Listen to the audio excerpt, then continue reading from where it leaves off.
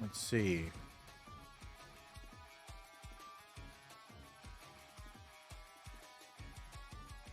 Oh, yeah, that works. That works. Publish on this. Are we live? There we go. Sup, ladies and gentlemen, Akalon here, and welcome back to each and one of you. And of course, if you're watching this over on YouTube, please remember to hit that like button, hit that subscribe button, and also hit the link in the description down below, because it is always better when it's live. Always better when it's live. It's good to finally be back. It's good to finally get back into the rhythm. You know, life is all about routine. And especially once you fall out of that routine, it becomes so fucking hard to actually get back into it. So I'm glad to be back. I'm glad to be back to normal time, normal stream time. Even though I'm sort of thinking to myself, maybe I should play around with the stream times a little. We'll see. We'll see if there's actually, if that's actually doable. I'm not entirely sure. If I wanna fuck around with the stream time right now, but at the same time, it might be worth doing, you know? Especially considering when most of the viewers, when most of my viewers are online, it might be easier to actually flip it around a bit.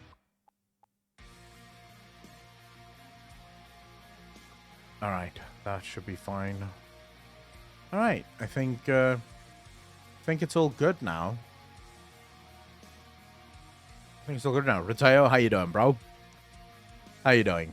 Good morning to you. Happy, what is it, Thursday? No, Tuesday. Fuck me, what am I saying? Happy Tuesday to you, bro. I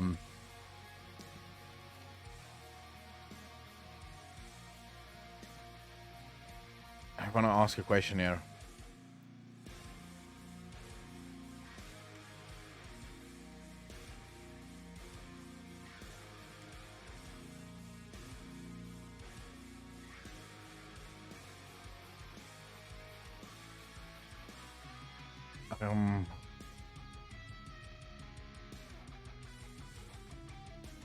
All right, I think that covers it. Mew Kitty, how you doing, bro? How am I doing? I'm doing well. I'm doing very well. Can't really complain. But then again, what's the point in complaining? I'm literally spending my life playing video games. So if I'm complaining, we have a problem. You know, I feel like it would be wrong of me to complain. Enjoying my orange plus coffee. Wait, coffee and orange? Matt Saints, how you doing, brother? That, what? So, are you having an orange and coffee, or are you having orange flavored coffee? Because both those sound terrible. I wouldn't think to pair an orange and coffee. Hachi, how you doing? Doesn't seem like it complements one another, you know?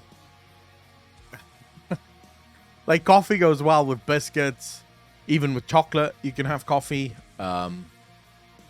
Sandwiches, maybe. You could have coffee with them. But with orange? Agriel, how you doing? Sugar with fruity? Google Americano orange. Yeah, but I don't need sugar in my coffee. Lunari, how you doing? I just came back. Well, actually, not just. I came back from the gym about 2 hours ago. Shot the Lovecraft episode for patrons. And now we're live. And I'm having coffee too, just not with fucking orange in it. I'm telling you now, I hate the recent move to everything with fucking orange. Like chocolates with orange. Now you go into the store and every goddamn chocolate is like an orange flavored chocolate. Orange and nuts. Orange and caramel. It's like, fuck off. Just give me normal chocolate. I don't want your fruit bullshit in my chocolates. Just give me a normal chocolate. Like, that's all I care about. I don't care about the fruit crap. I'm not eating chocolate because it's healthy for me. Let's not pretend. I hate orange. Like the taste of. I love orange as a fruit. As a fruit, orange is great, and you can have as many oranges as your fucking stomach can handle, I suppose. But I hate when orange is paired with anything. You know, the other thing I really hate in food is zest. You know when they do like lemon zest or lime zest or orange zest? I fucking loathe that taste. I don't know why, but it is not a good taste. And yet all the fancy foods do that. It's like, stop fucking being fancy. I just want something normal. I don't care about your zest bullshit. I ordered a burger not too long ago from this place, and they had all sorts of like gourmet burgers, you know? And on one of their burgers, and I didn't see in the ingredient list, I wasn't paying attention, because it was like bacon, cheese, some nice sauce, and what I didn't see is that it had lemon zest on it as well. The lemon zest fucking destroyed the burger. It was just horrible to eat, because I'm literally getting peel. You've put peel on my burger. There is sweet from where I'm from. That's basically a slice of orange covered with chocolate. Yeah, I wouldn't eat that either. Like, orange is good. Chocolate is good. Together, not good. You want to know what is good, though? Lemon on meat, though? Lemon juice on meat. Yes, yes, yes. Lemon zest on meat. No, no, no. You can just give me the lemon juice, please. That makes it really fucking tasty. As soon as you start putting the zest on it, now you're putting stuff on there that doesn't belong in food. There's a reason why for the last 1,000 years, we've taken the peels of oranges and lemons and threw them the fuck away. You know, we don't keep that. That gets thrown away. We want the juicy inside bits. And now people are taking the shit that we used to throw away and going, oh, well, food wastage, we'll use this as well. It's like, fuck off. That was never food to begin with. That's not wastage. That's just, it's like a wrapper. You don't eat the wrapper just because you don't want to waste shit, right? Doomhammer, how you doing? Do beer change? No. It's shorter, but that's been not like that for a while. Too bored, how you doing? Evil Wizard, how you doing, bro? No, I'm a very... I wouldn't say I'm a picky eater, but I'm definitely not... King Julian, how you doing, bro? Elenina, how you doing? I'm definitely weird when it comes to food. There's some foods that I will just not eat. Like, it just will not. If I can refuse to. One of them is innards. I won't eat innards. Or offal, as the English say. I will not fucking touch that. Also, egg. I hate eggs too. Outside of that, I'm pretty okay with most things, I suppose. Eggs are nasty. Nasty fucking things. I always watch people make these amazing sandwiches, and then right after, they put like a poached egg on it. And I'm like, wow, good job. With one move, you've destroyed an entire fucking sandwich. That sandwich looked amazing. Right up until the point that you put a fucking egg on it. It's so bad. The smell makes me gag. It's not even the smell. It's the taste of egg that's just weird to me. Then how you eat bakery if you hate eggs? I can't taste the eggs if it's in a baked thing. Like, I don't mind the function that eggs serve within our society, right? If you want to bake a cake, you need some eggs. But the cake does not taste of the egg, which is brilliant. But egg, the taste of egg is really fucking horrible. I like eggs, all kinds of zest is bad though. A lot happened since you last streamed, Akko. I just finished the main story of Stormblood today, and now I am up to the Stormblood patch content. Wow, King Junior, you are fucking rocking it. No, we're gonna spend today doing blue quests. Because apparently I have to do the blue quests. How do you lose your sprout, Mist Mage?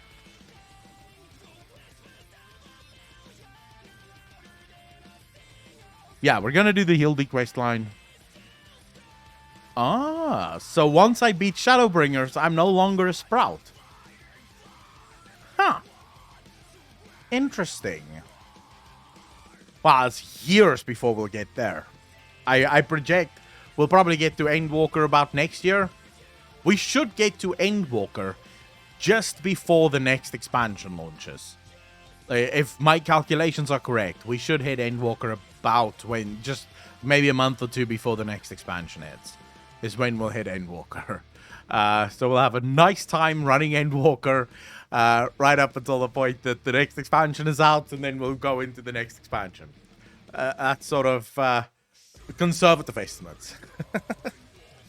I may not be as good at stalling as Rich, but I think I'm also quite a staller. I think I stall quite a lot. I definitely don't move as quickly as most people. Like, a lot of people just slam through the content, and I'm sort of like, I don't want to slam through the content. I'm having a really good time. No, but I don't want to remove the Sprout icon before I have to. Like, before I can. The game needs to remove it. Otherwise, you're just pretending to not be a Sprout.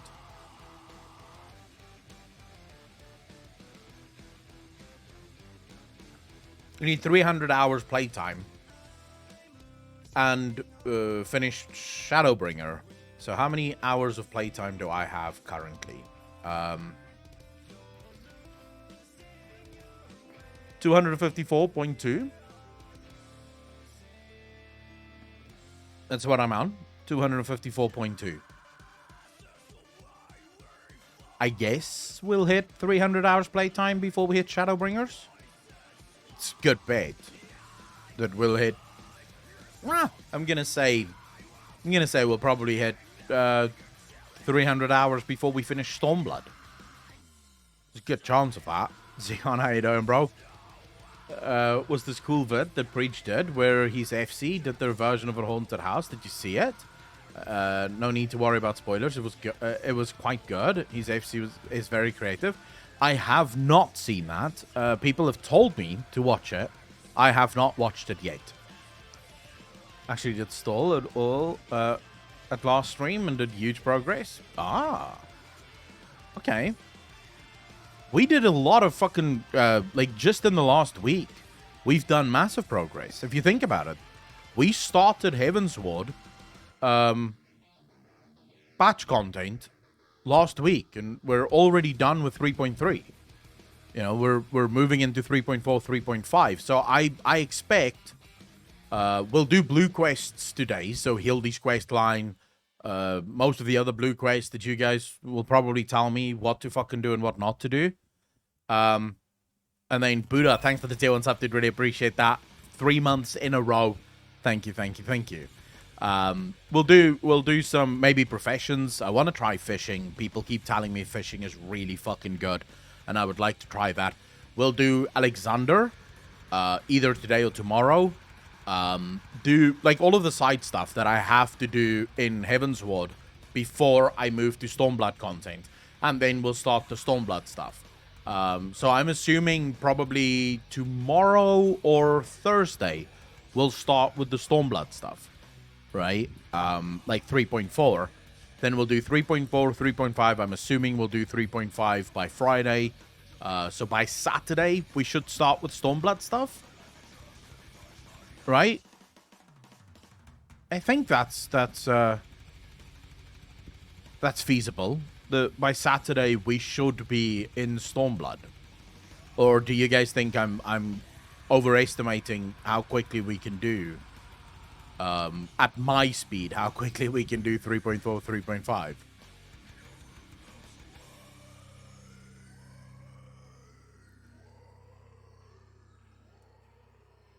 Looking forward to adventure then.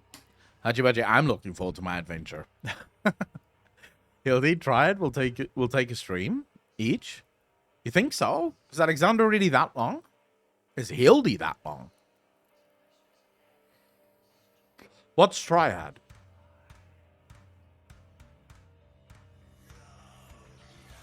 Triad is the sea pirates thing. Cloud pirates. Air pirates. Sea pirates. That's the Triad one, right? No. Then what the fuck is Triad?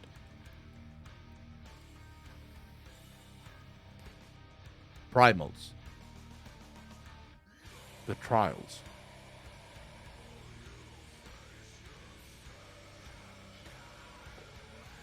Three optional primals. Oh. Shall we attempt those minimum item level no echo? I'll do everything. Look, I am in your hands, chat. I'm in your hands. You tell me to do something specific, we'll do that something specific.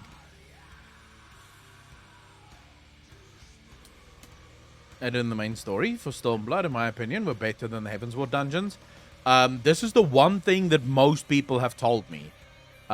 Dungeons in general in Final Fantasy only get better with time. So a lot of people complain about the Stormblood story not being as great as the Heavensward story or the Shadowbringer story. So basically, you guys can tell me if I'm wrong about this, but what I've gathered from most of the community that have spoken to me about this, Stormblood, if looked at in a bubble, very good expansion.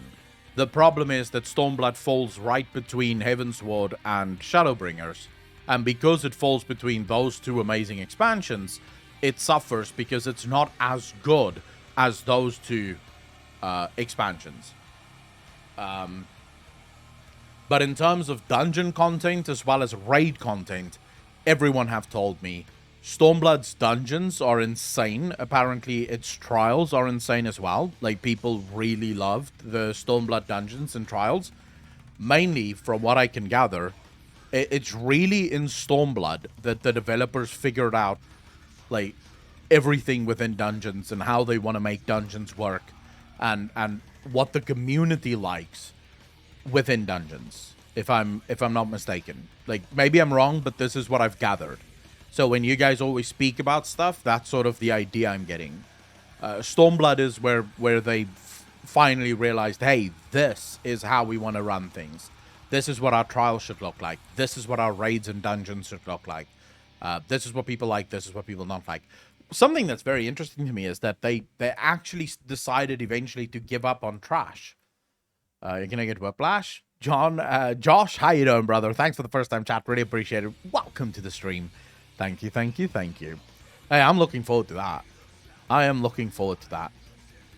So far, Final Fantasy have blown my mind in almost every single way imaginable. So I'm literally at this point willing to believe anything. Final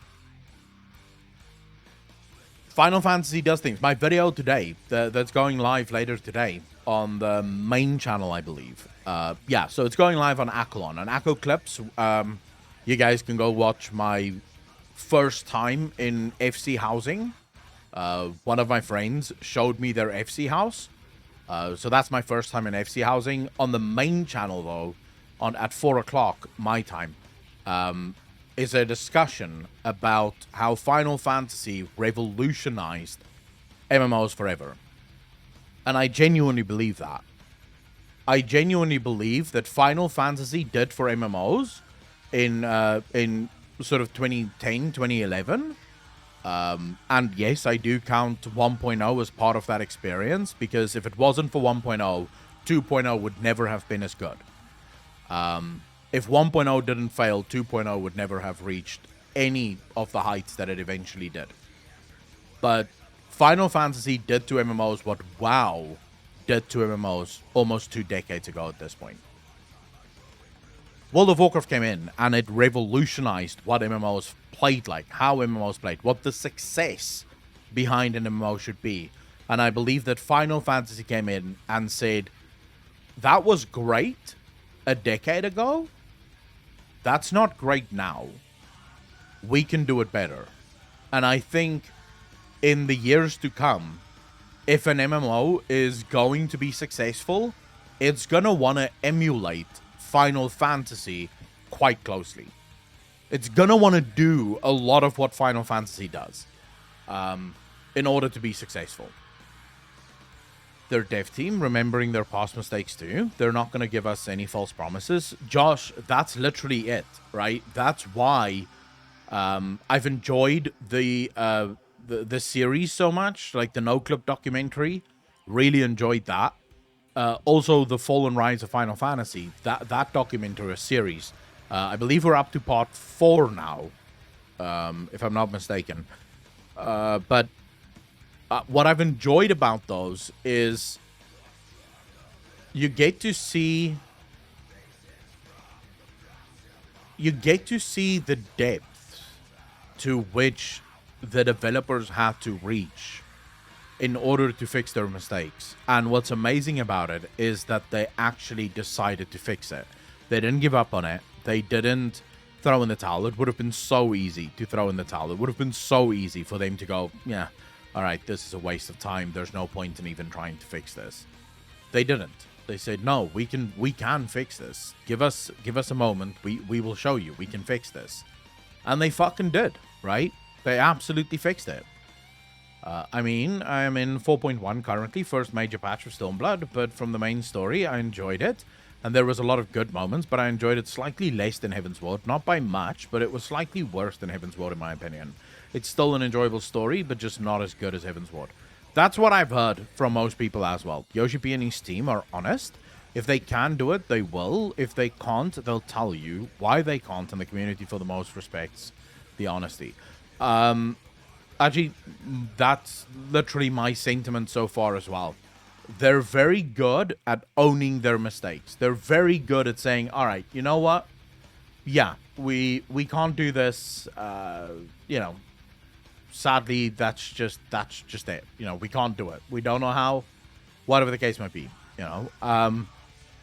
And I think most players, in all fairness, I think most players accept that.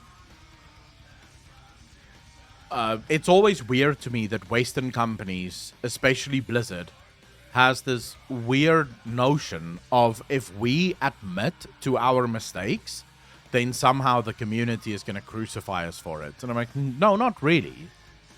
If you admit your mistakes, the community almost always will forgive you for it. Almost always will forgive you for it.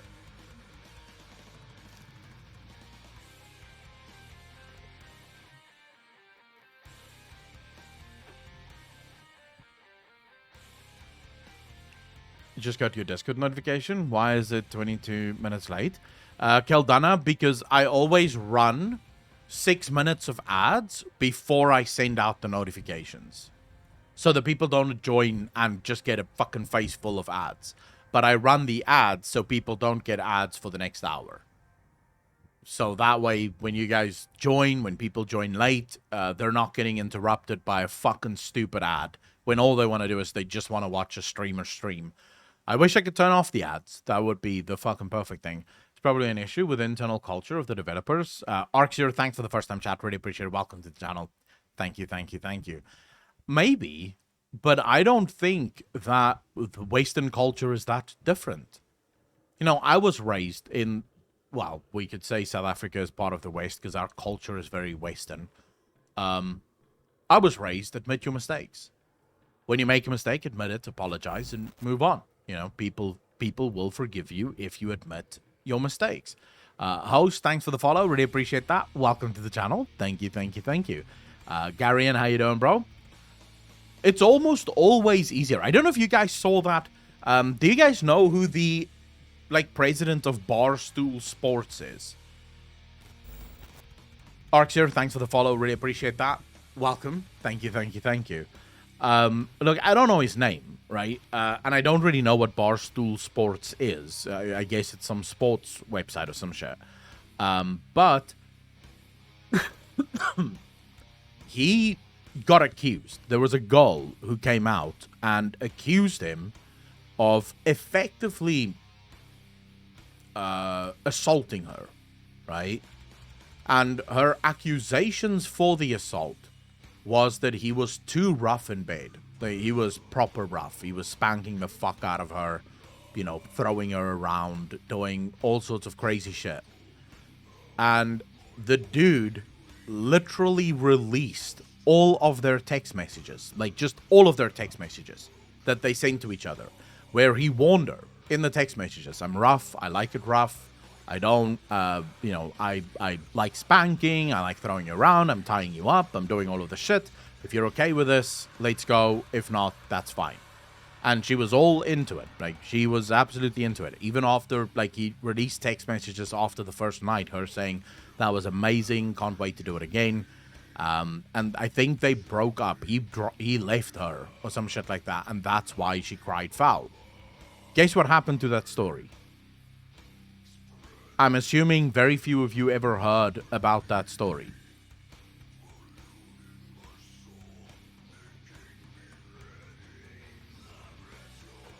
How many of you heard about this story? Like, saw it in the news or someone told you about this? No, you never heard about it. Why? Because the dude was honest.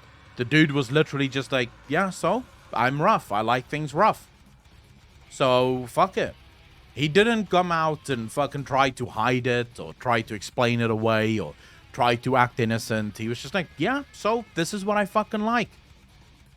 You know? And I'm not gonna apologize for that. This is everything that happened. There you go, you know? Honesty always is the best policy. Fucking always is the best policy. If you knew, if like this guy didn't fuck up, because people like sex in different ways, you know, I don't judge, I don't really give a fuck. As long as you don't have sex in my bed, you can do whatever the hell you want in the privacy of your own room. As long also that both people or more people, all the people that's in your bedroom has to be able to consent to what's happening there. But as long as those boxes are ticked, I couldn't care less, right? That's not my circus, not my monkeys, right? But you see these people whenever something comes out about them and they just deny that didn't happen. And then finally it comes out that, oh no, it did actually happen. And then it's a whole bigger fucking mess of a story. Then you just at the beginning, you just admit it. Yeah, that happened. So what? Because then people usually go, oh, fuck it.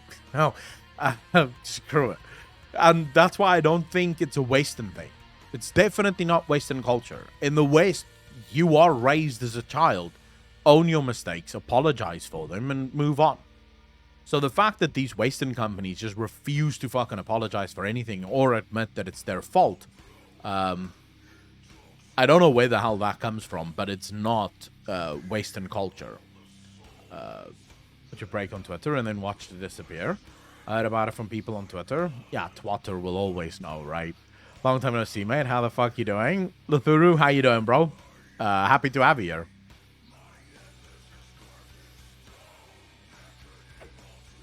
I don't know. It's weird, but I guess everyone has their own way of dealing with things. It just pisses me off that as a mostly Western gamer, I have to deal with companies that make massive mistakes and then just refuse to admit that they made mistakes. They just ultimately end up going, no, we didn't make a mistake. This is fine. This is exactly what we wanted to do in the first place.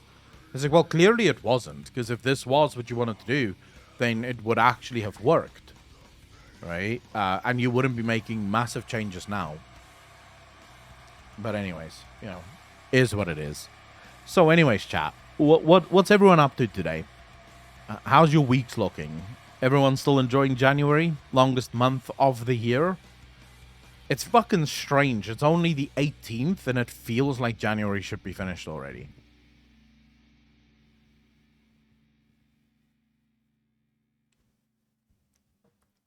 Agriel, I'll say there is some company policy that I kind of care about.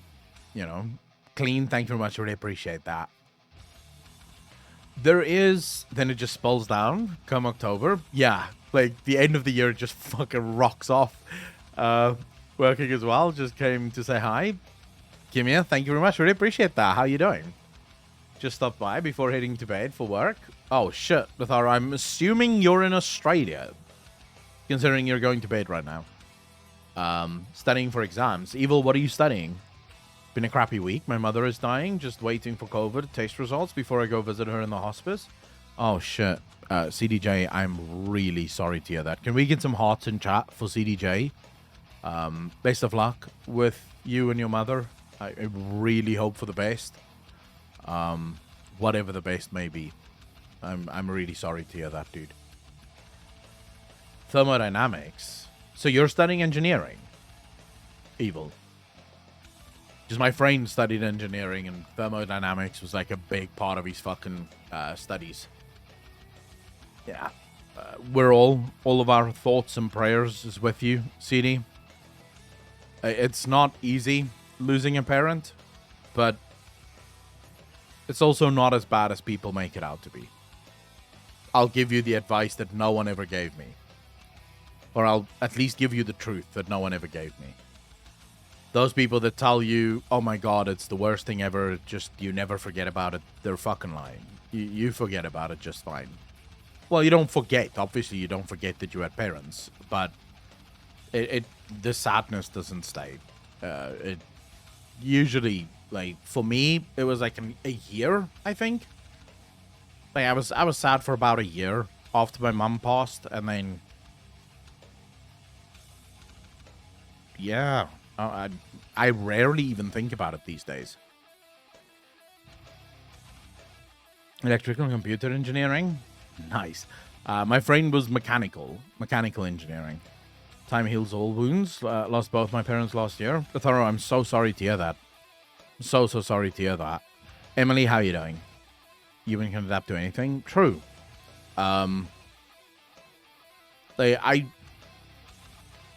The mind is extremely malleable and also very adaptable.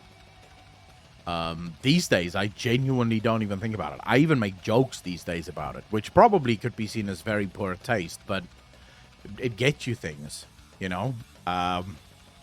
So, yeah, I can make jokes about it nowadays, just because, you know, it's been fucking... How long has it been now? It's 2022 now. My mum died in 2006. So it's like, what, 17 years? Wait, no, that can't be right. Is it? Fucking math, dude. They're better off. If I had COVID and the other was involved in a house fire. Shit. Sorry to hear that, dude. Really sorry to hear that. We all cope in different ways. True. True. Just let it happen. That's the best advice I have for you. Let the emotion wash over you. Don't try and stop it. Don't try and be strong. Don't try and act strong. Just let it wash over you. If you try to stop the tide, if you try to keep it back, it's just going to create a whole slew of new problems. Best advice I have for you is just let it go. Just, if you have to cry, cry. If you have to scream, scream. If you have to lock yourself away for a week or two, then do so, you know, but let it happen, let it wash over you, and then fucking move on, you know. The worst bit, I think, is when you just keep it in and you just try and put up a straight face, you know. I think that can be horrible. What raid are you going to do first today, Akko? Alexander or Pirates? No, we're going to start with the Hildi quest lines, and then we'll see about the raids. But we're going to start with the Hildi one. Because I've been asked now so many times to do the Hildi quest line, and I keep putting it off. So I promised everyone that we will be doing the Hildi quest line. Before we do, though, I have a video that I want to react to before we get into the Rise and Fall series. Would you guys like to watch Vinruki's video, Why New Players Are Quitting World of Warcraft? It popped up on my feed yesterday, and I was like, I really want to fucking see this. How long is pretty long? There is not a Rise and Fall of WoW videos now. I could probably build one. I could probably make that series happen. It would be a massive undertaking, but I could absolutely... Oh, fuck, that would be a lot of research to get that series going. Because it's not as clear-cut as the Final Fantasy one. No, it's not as easy as the Final Fantasy one. Because with the Final Fantasy one, you know exactly where things went wrong. Rateo, thanks for the tier 1 sub, dude. Really appreciate that. 4 months in a row. Thank you, thank you, thank you. Whereas with the WoW one, it's lighthearted and funny, but it's long. Hey, we'll still give it a go. Ali, how you doing?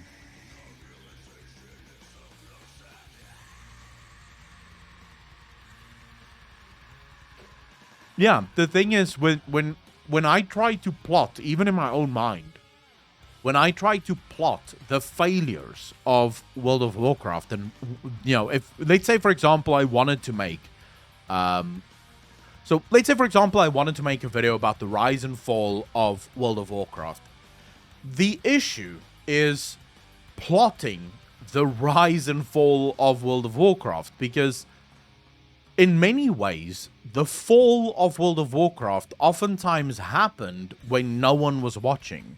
Small incremental failures that just eventually would build to a tsunami of failures that would hit the game from every single side. Now, people will obviously maybe in a decade from now point back to these lawsuits that we had in 2021 and say, yeah, that's the moment, right? That's when WoW failed. But that would be wrong, because that's the moment the dam broke. That's the moment where all of this pent-up bullshit finally came to the forefront. But that's not the moment things started going bad. That's just the moment everyone realized how bad things have gotten. But we could go back and say that in Wrath of the Lich King already, overall, Wrath of the Lich King considered one of the greatest expansions in Blizzard's history. But in Wrath of the Lich King, you for the first time ever had Group Finder as well as a plethora of raid difficulties, right? So raid difficulties were absolutely insane in Wrath of the Lich King, because you had normal 10-man, heroic 10-man. You had normal 25-man, heroic 25-man, and all of these had different item levels, so bloat became a really big problem. And over the course of time, Blizzard sort of cemented that bloat with things like LFR, with the addition of Mythic raiding, so bloat became a really big problem. But all of that started already in Wrath of the Lich King. The introduction of the Group Finder in Wrath of the Lich King, and specifically the way the Group Finder was implemented into the game, eventually would become one of the things that destroyed community within World of Warcraft. You could point back to guilds and the introduction of LFR, and I believe LFR was introduced in Cataclysm, or was it MoP? When was LFR first introduced to World of Warcraft?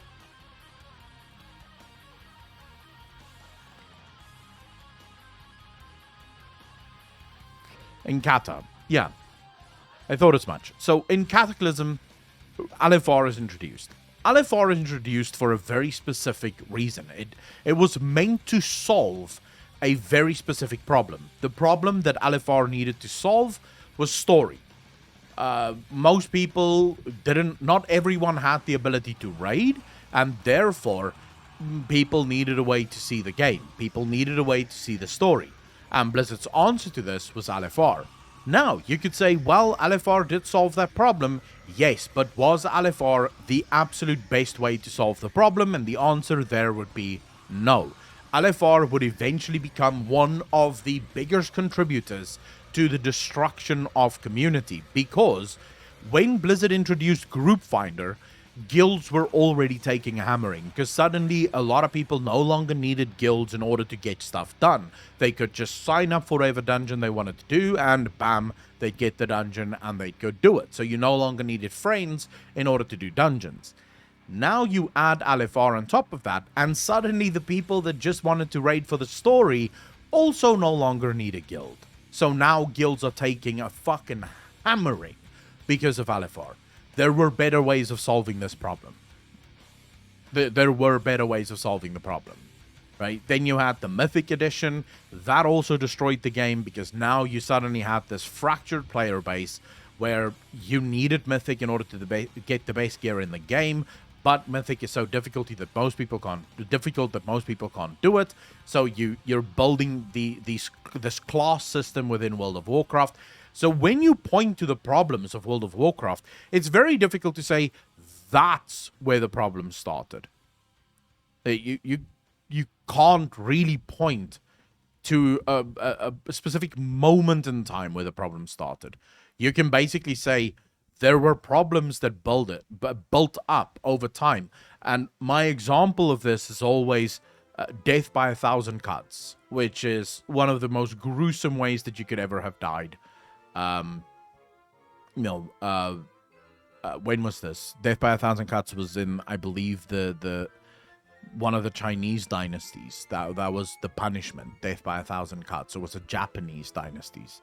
But in one of those Eastern or Asian dynasties, this was the death penalty, was death by 1,000 cuts. And the reason it was so difficult is because no one single cut would kill you, right? No one single cut would kill you. But when you put all of those cuts together, they do kill you. And that's exactly what happened to WoW. You cannot point to a specific thing in World of Warcraft and say, that is it. That's where World of Warcraft died. But you can track a bunch of small things that would eventually become the cascading effect that leads it over the cliff. So that a Rise and Fall documentary for World of Warcraft, probably one of the hardest videos one could ever try to make. Likely the hardest thing anyone could ever attempt to make. Death by 1,000 Cuts was from 900 AD in early 1900s in China. Yeah, I know it was somewhere in the Chinese dynasties is where that shit happened. Sweet Green Potatoes, how you doing? You remind me of a boar. Thank you, I guess. What do you mean 4070? There's no what 4070? 4070 what?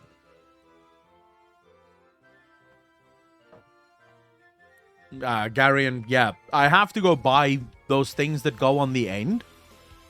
Because the stopper on the rail fell off. It broke. So I need to get another stopper because when the wind blows, it actually slowly but surely unhinges the curtain. So I have to go buy a stopper in order to get the curtains to not hang. I'll do that when I have time. I'll do that. Alright, so let's watch this this Venruki video, and then we'll get into the rise and fall, or fall and rise of Final Fantasy.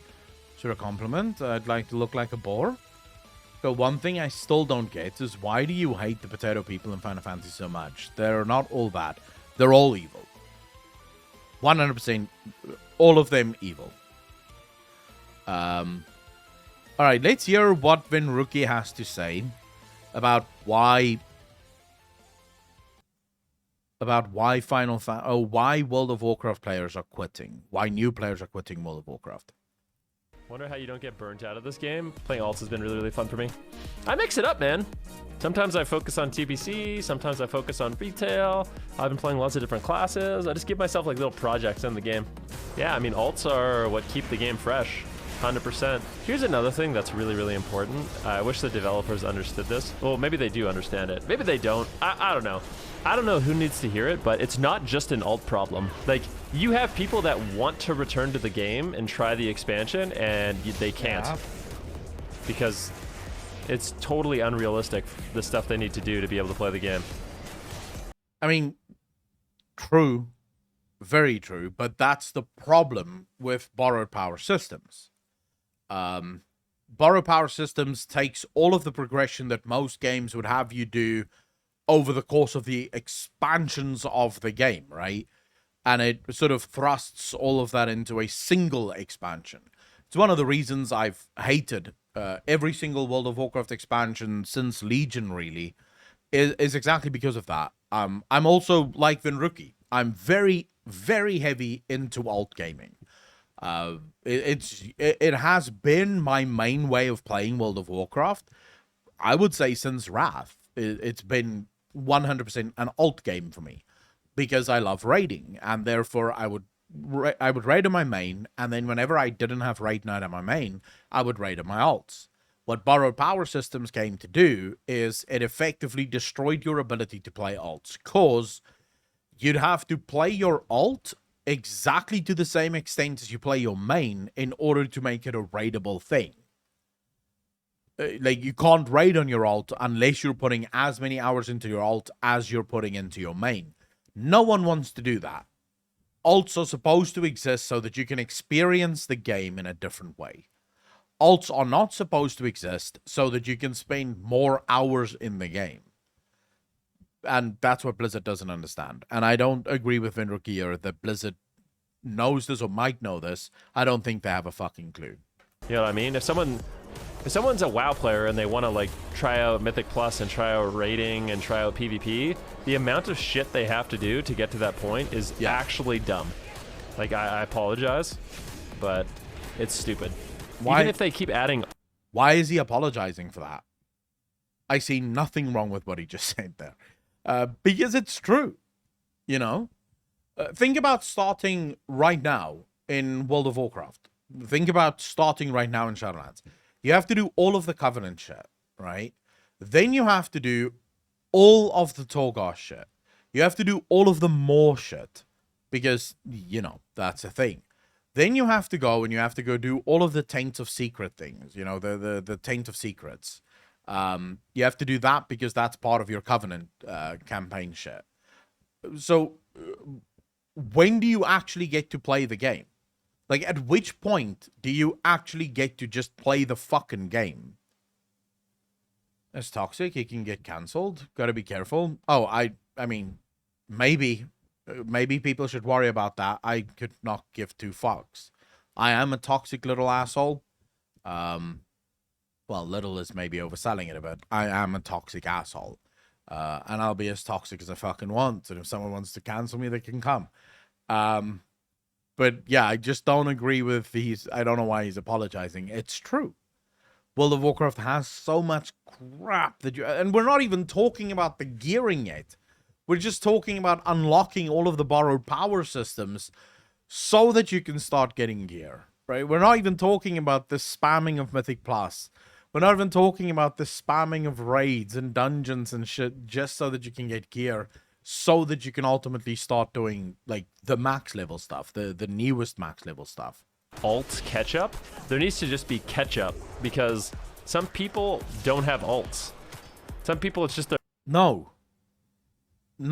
There shouldn't be catch-up. There shouldn't be a need to catch up.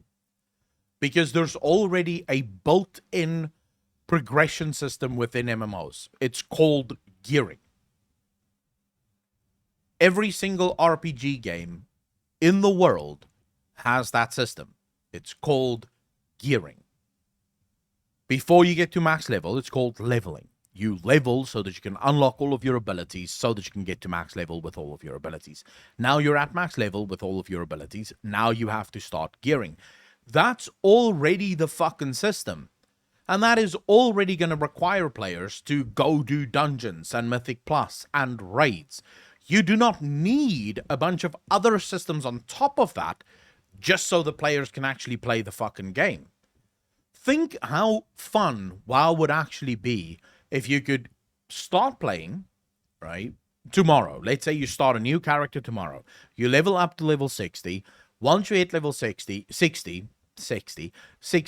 you do a couple of dungeons for some gear. Then you jump into Mythic Plus to get some gear. As soon as you have the gear from there, you start doing raids. How fun would that be? That's it. That's literally all you have to do. If you are a raider, that's all you have to do. Or if you're a PvPer, you go into Battlegrounds and you start battlegrounding. How fun would that be? Just play what you want to play. There's no need for catch-up.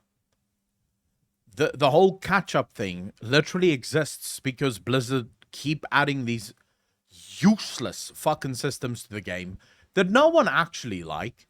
The only people that enjoy it are the people who's addicted to it. Well, they're not really addicted to the system. They're addicted to WoW, and it gives them another thing that they can tick off their list of shit that they have to do every day, right? But no one likes chores, and most of these systems is just a bunch of chores. So you don't need catch-up if you just fucking design the game right. Their main character, and if it's just your main character, you're totally screwed. So that's In fact, I would say, if you don't have borrow power systems, you don't need catch-up at all. Because, of course, if you're a new raider, you have to do the previous raids. If you're a new player, you want to get gear, no problem.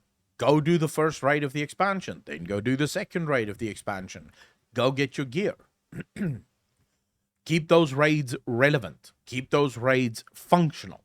Make sure that there's always a reason for people to do those raids.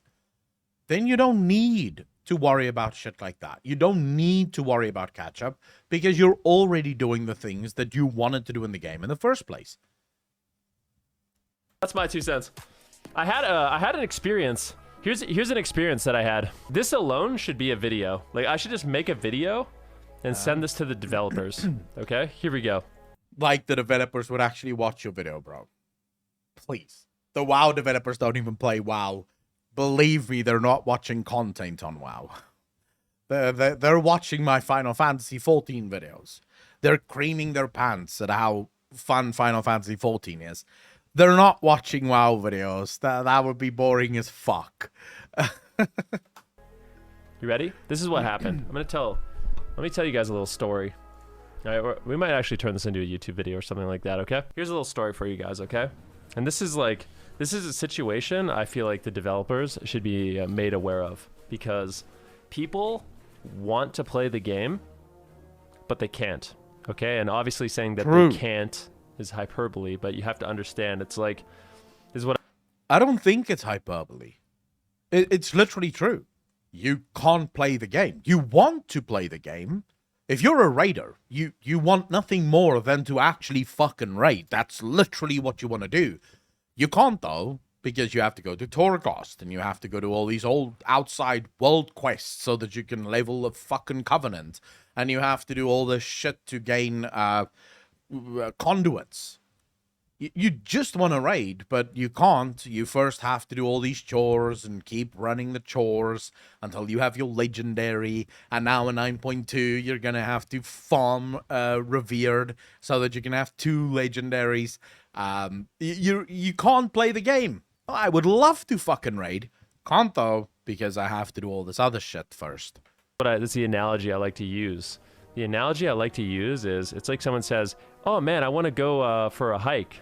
You know what I mean? It's like their first hike they've ever done in their whole life, and you drop them off at the base of Mount Everest, okay? You drop them off at the base of Mount Everest. It's just, they're going to give up before they even try. You know what I mean? And that's kind of how it is in WoW right now. Yeah. And I know that they added a lot of catch-up stuff for alts, but it's not just alts you have to be concerned with. I think you should be even more concerned with getting new players into the game, or people that haven't tried Shadowlands that want to play Shadowlands. Okay. Marissa, thanks for the tier 1 sub. Really appreciate that. 4 months in a row. Thank you, thank you, thank you. How you doing, Marissa? It's simple. Don't have fucking systems. Don't have systems that will be barriers to entry.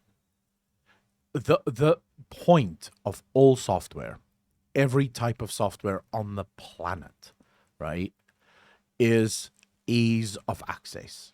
It's one of the reasons I believe Final Fantasy is still not the top MMO in the world, the most played MMO in the world. It's because playing Final Fantasy is one of the biggest fucking hurdles you can ever go through. No one knows how to navigate the Mark Station. The Mark Station is a complete and utter mess of a place. It took me almost 2 fucking hours to make my account and actually get to download the game. So, you know, yeah, Final Fantasy is very difficult to get into. They should absolutely fix the Mark Station and make it fucking easier to get into the game. Then on the other hand, you know, maybe they are keeping it that hard to only allow the intelligent people in. I barely made it. But you know, that is the problem. Ease of access is everything when it comes to service delivery. You want to make things as easy as possible for people. You don't want to have a bunch of needless barriers. And I've always said this, and I remain steadfast in this belief. Before you add anything to a game, you have to ask yourself and answer a very simple question. Is this fun? If the answer to that question is no, then that thing has no place in a video game. Then it just does not belong there. Because you don't need it. If it's not fun, if it's not going to enhance people's experience, then what the fuck are you doing? You're just putting shit into the game that's wasting everyone's fucking time. And no one cares about crap like that. And Marissa, by the way, I really appreciate that. I'm very happy to have you here.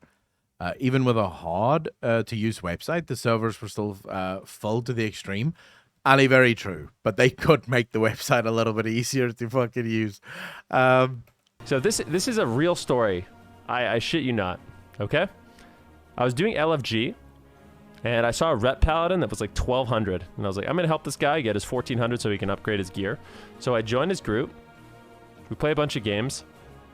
He goes up some rating. He gets to like 1500 or something like that. And then I noticed he doesn't have a legendary. I was like, whoa, whoa, whoa. You don't have a legendary? That's crazy. And then I realized he didn't have a covenant. Okay, so he had no legendary, no covenant. And then he started linking me his conduits.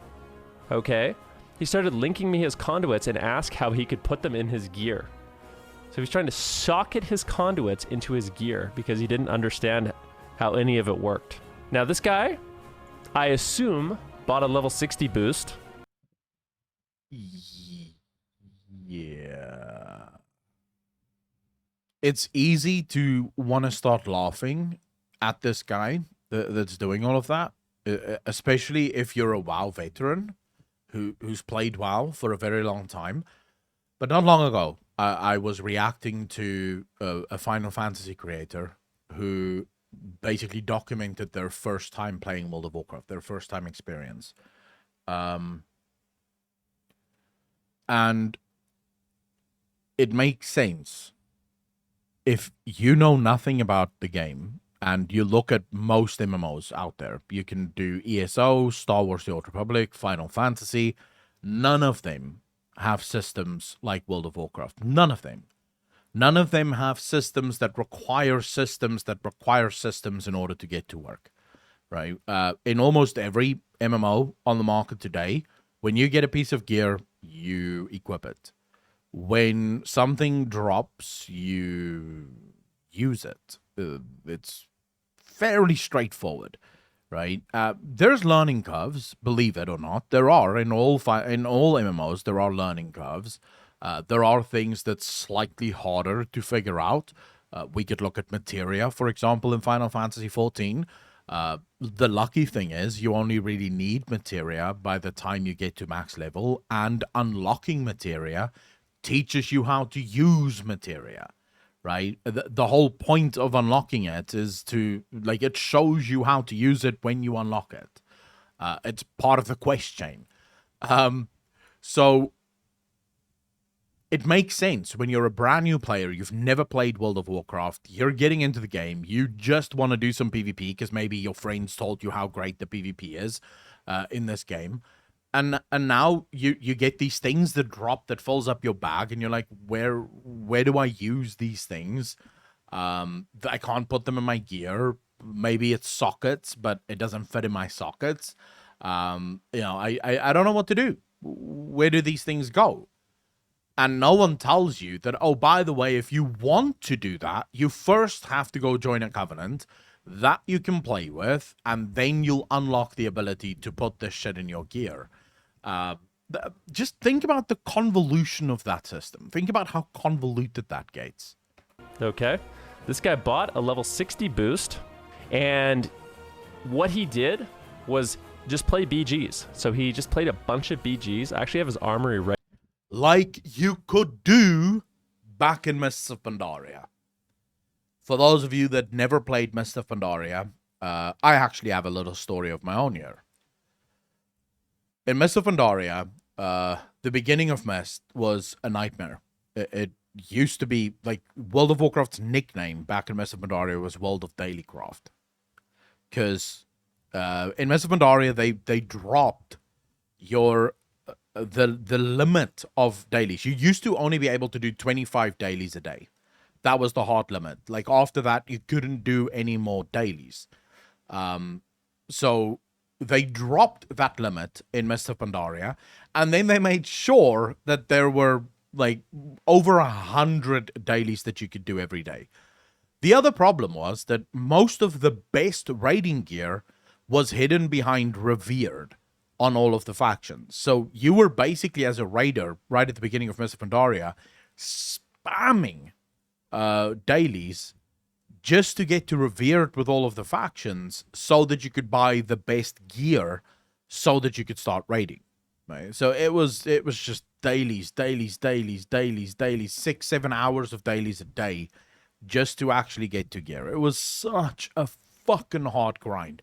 So we used to complain when we all called it World of Dailycraft because, you know, that's what it was.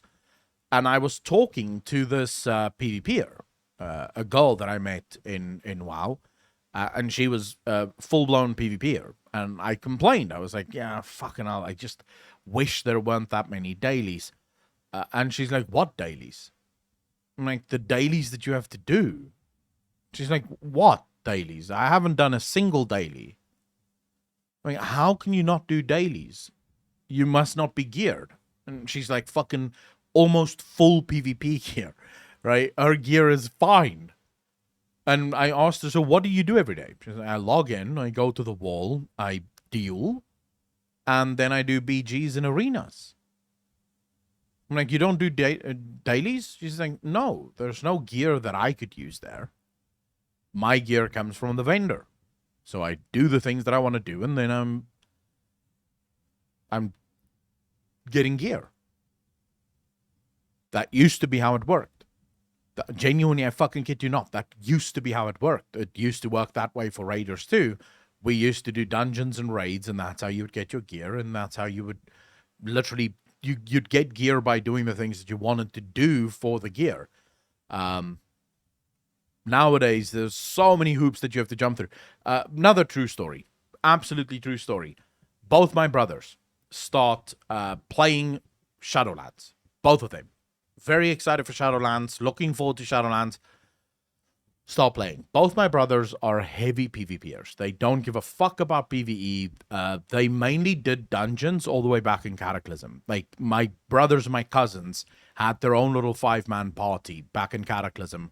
And they would run those dungeons because those dungeons were, I don't know if you guys remember, but the Cataclysm dungeons at launch was almost impossible. It was very fucking difficult. So they really enjoyed doing dungeons, but they mainly did PvP. Dungeons was sort of their downtime thing. Most of the time they just did PvP.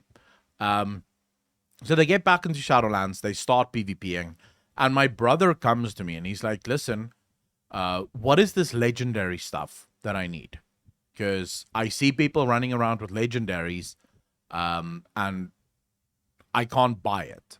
Where's the legendaries? I'm like, oh, the legendaries you'll get from Torghast. He's like, where's Torghast? So I take him to Torghast in-game. I'm like, this is what you'll do. And he's like, okay. So I do this, and then I can buy my legendary. I'm like, no, you're going to do this a couple of times, and then you'll be able to buy your base legendary. So I explained the whole thing to him. You're going to have to get a crafter to craft the base piece. Then you're going to need all of the soul ash. And then once you have the soul ash stuff, you'll go to this guy, the Primus, and he'll craft the base legendary. And then you're going to upgrade it by doing this every week. So he's like, okay, fine. They do one Torghast run. And I remember him walking into my room and going, right, I'm done with WoW. I'm like, why? He's like, I have to do that every single week? No thanks. I'll go play something else. Both of them are now playing Wrath of the Lich King Classic on a private server. Because they don't want to do that. They want a PvP. That's literally what they want to do in the game. They want a PvP.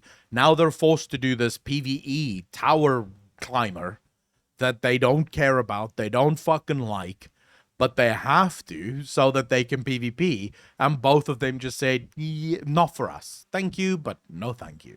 I don't want to do that. This is not fun. So, yeah, there's ample stories of this, I think, within the community.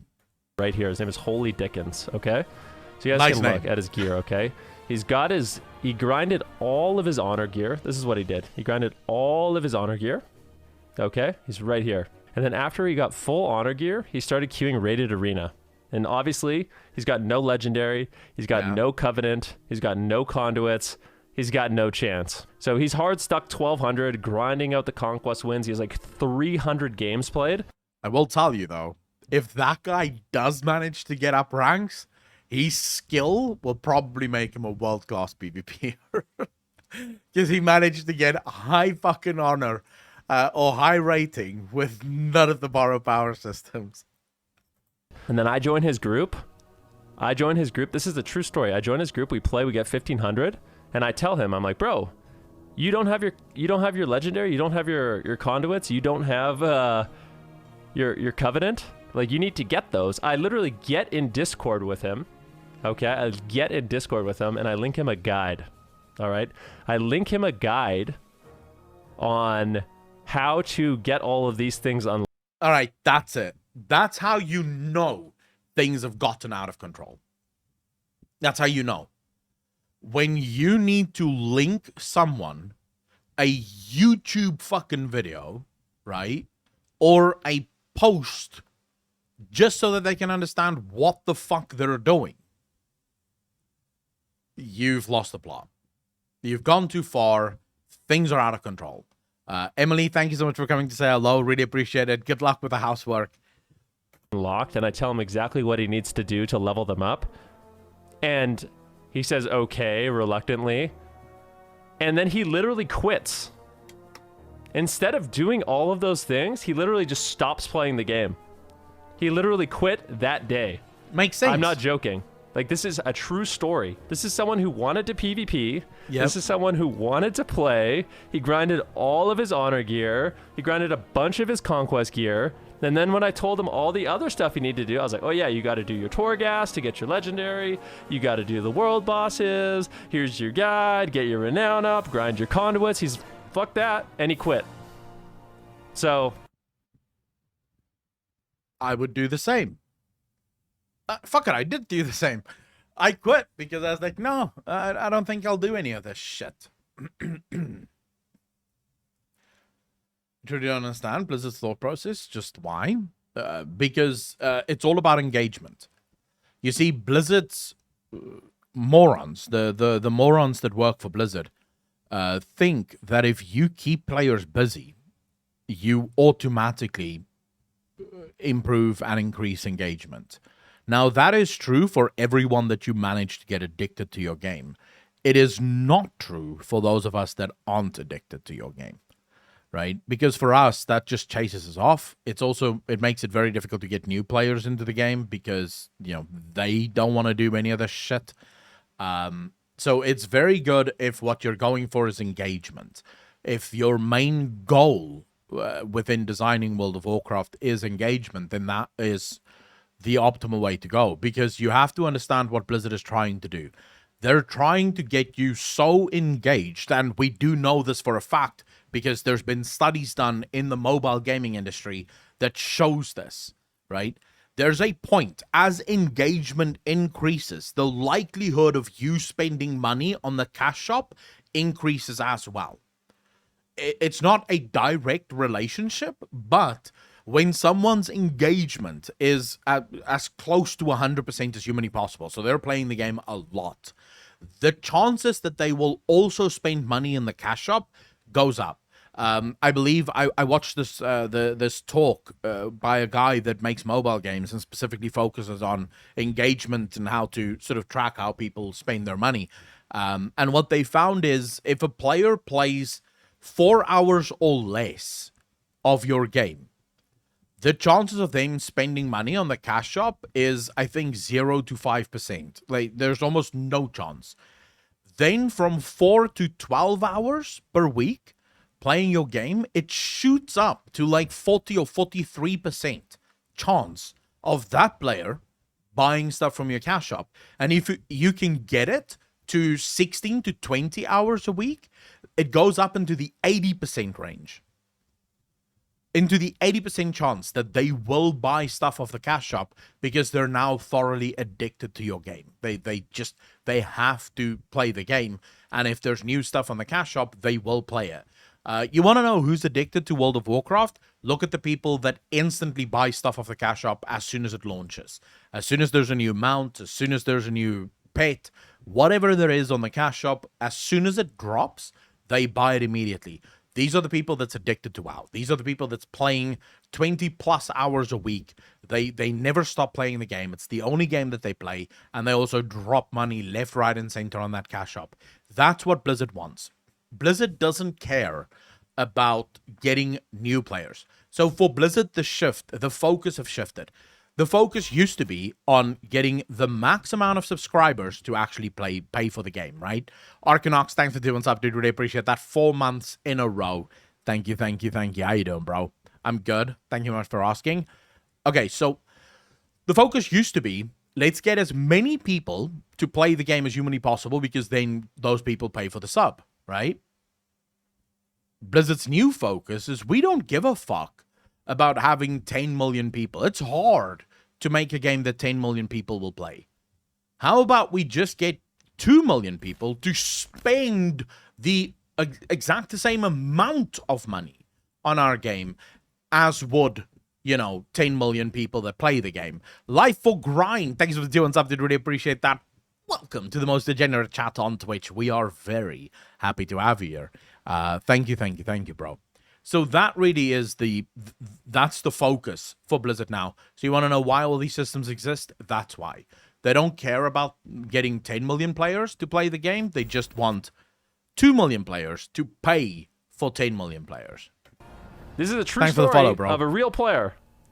And I'm sure he's not the first person, okay? So I know for a fact he isn't, because I have that story I just told you about my brothers. Star Strike, by the way, thanks for the follow. Really appreciate it, bro.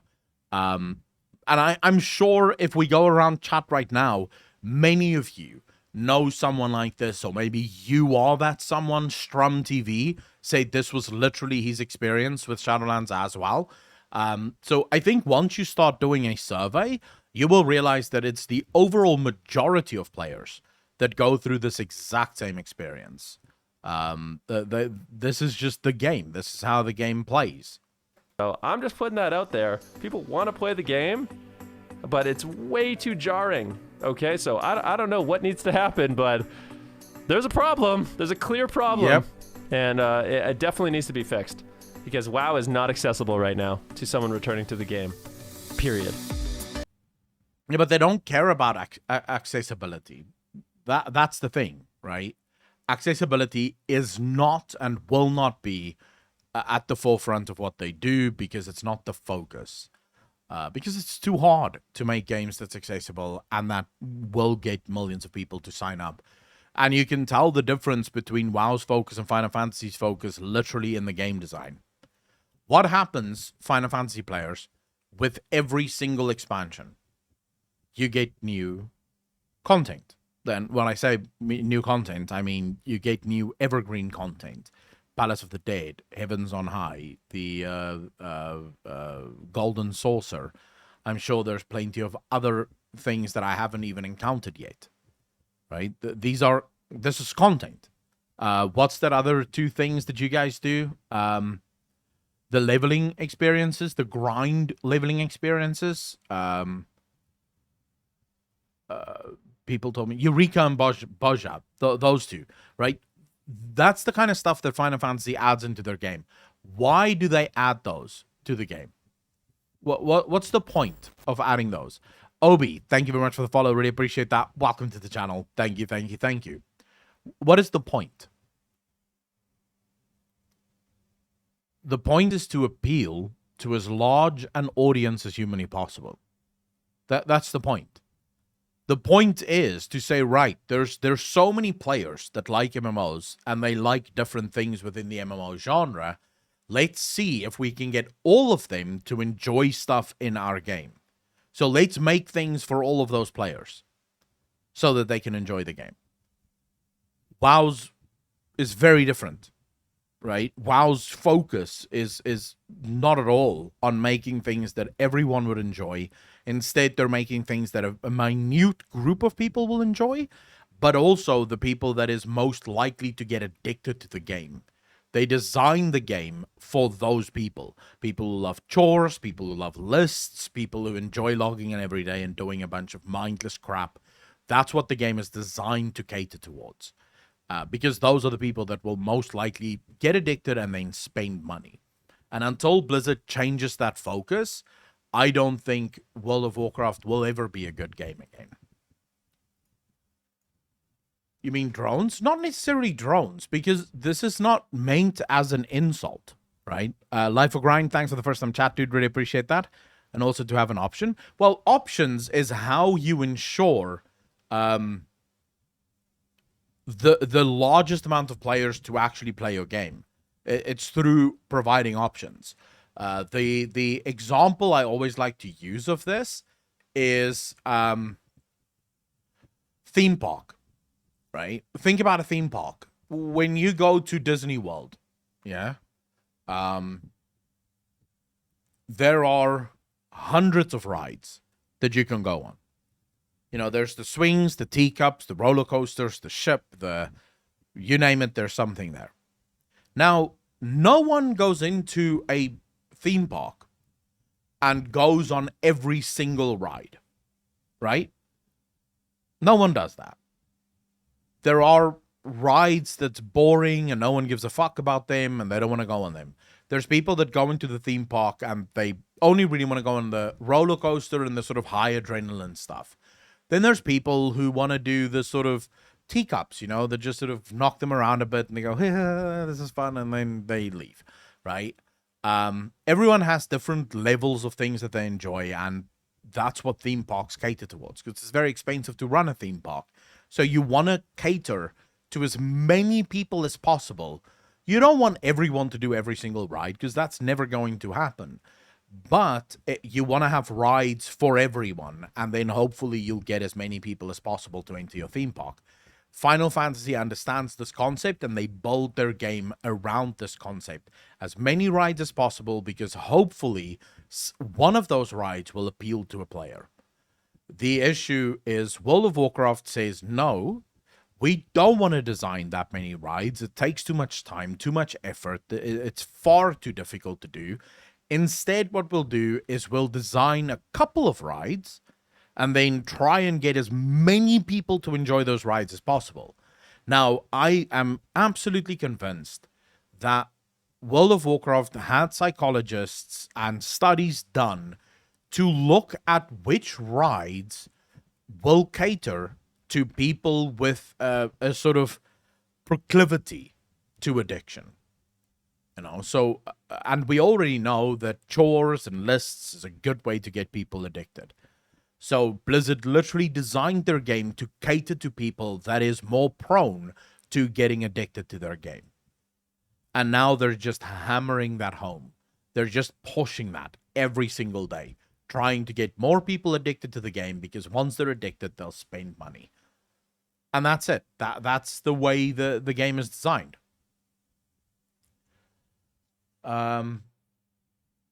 I got for the mini golf game, we get a ton of giant stuff, animals from it. It's like you have to ride the ship to get the roller coaster. True. Not just the ship. That's not how Blizzard works. You first have to go on the teacups, then you have to go on the swings, then back to the teacups, then back to the swings, then on to the go-karts, then from the go-karts you go to the bumper carts, then back to the swings, then back to the ship, then back to the swings, then back to the teacups, then back to the fucking bumper cars.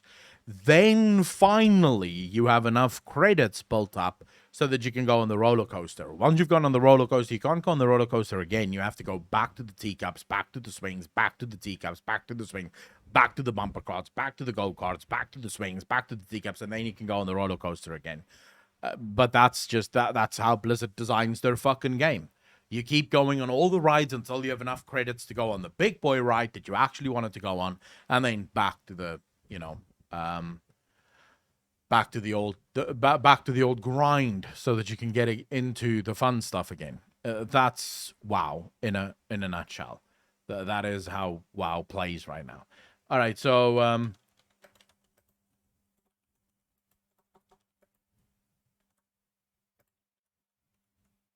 all right, Final Fantasy 14 Fallen Rise.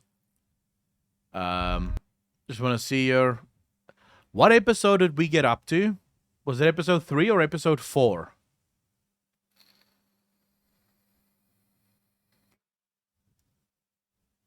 My static is breaking up on FF due to the OCE servers opening up, so at the moment the only reason I'm repeatedly logging in is because I'm curious about another job and while my plants need watering, but that's all optional. Archer, I am sorry about that. Look, at the end of the day, yes, new servers opening up will almost always lead to a whole slew of issues, but in the long run, I do believe this is the right way. In the long run, I do think this is the right way to do it. Let me just see what episode we got up to.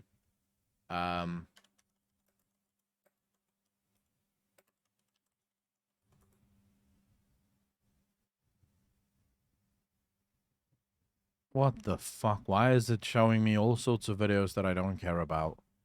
I just want the Fallen Rise series.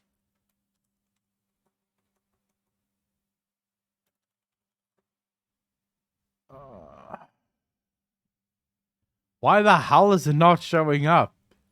Oh my god. Hold up. I need to switch. I think you finished third, but I might be wrong. I think I finished third as well. I just can't remember. So I'm quickly doing a check here to see.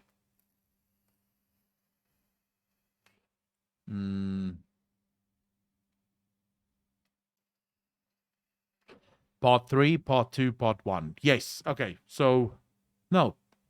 That's the no clip series. That's the no clip stuff. So where the fuck is the other things? Wait, did we not upload that to YouTube yet? I could have sworn we did.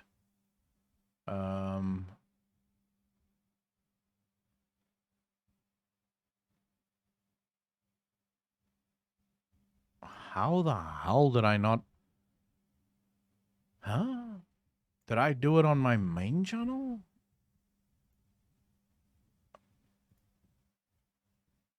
I almost don't think I would have done it on the main channel. Would I have done it on the main channel?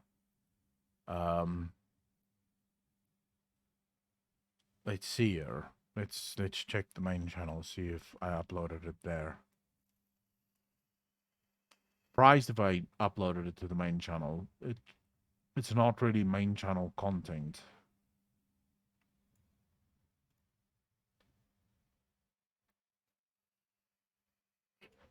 Oh my fuck. Hold up. Almost with you, chat. Deep dive. Oh my god, the cinematic, plot holes, gearing in Final Fantasy, Zuval, Lovecraft, the end of WoW factions. I was confused as fuck. Bobby, Chocobo Racing. Yeah, no, never mind. It seems those videos haven't been uploaded yet. But then where the fuck are those videos? Alex just told me today he needs more content for the Clips channel. And those videos haven't been uploaded yet? What the fuck's going on?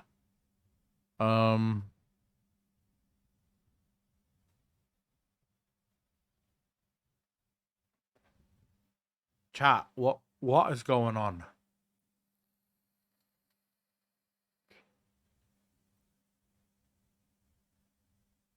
As you can see here, this is all the Final Fantasy content I have currently in the drive. Oh, did Alex miss this? I think Alex missed this.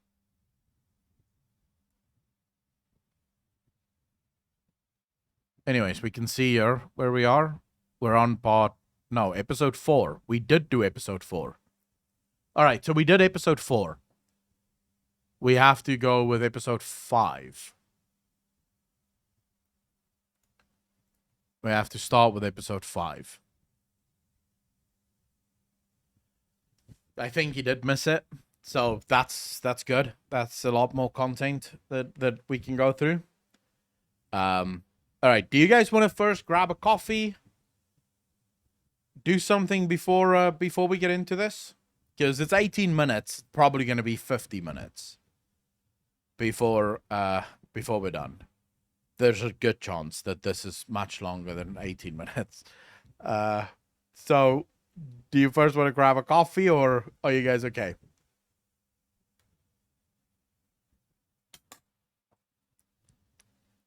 Bravestone? What? Arcanox? I don't know what the fuck that means.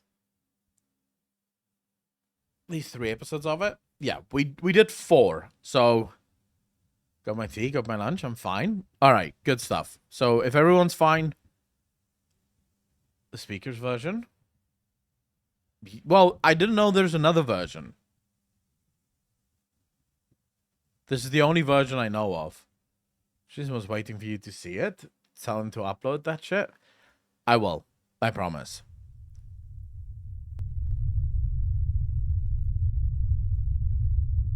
Alright, so The Fallen Rise of Final Fantasy XIV Episode 5, End of an Era. Now, I can't quite remember what we watched the last time in Episode 4, so I can't really give you guys a recap of that. We already watched the No Clip documentary, so I kind of watched the No Clip documentary first, and then Mighty Ranadin told me you have to watch The Fallen Rise of Final Fantasy as well. Because this is apparently more gameplay stuff. We're surrounded by a blaze. There is no way out. Gods preserve, what is that thing?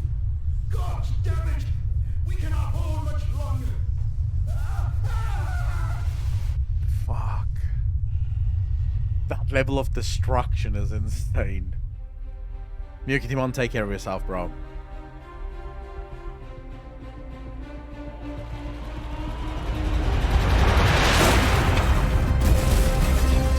Very loud. Very loud. Far too loud. There we go.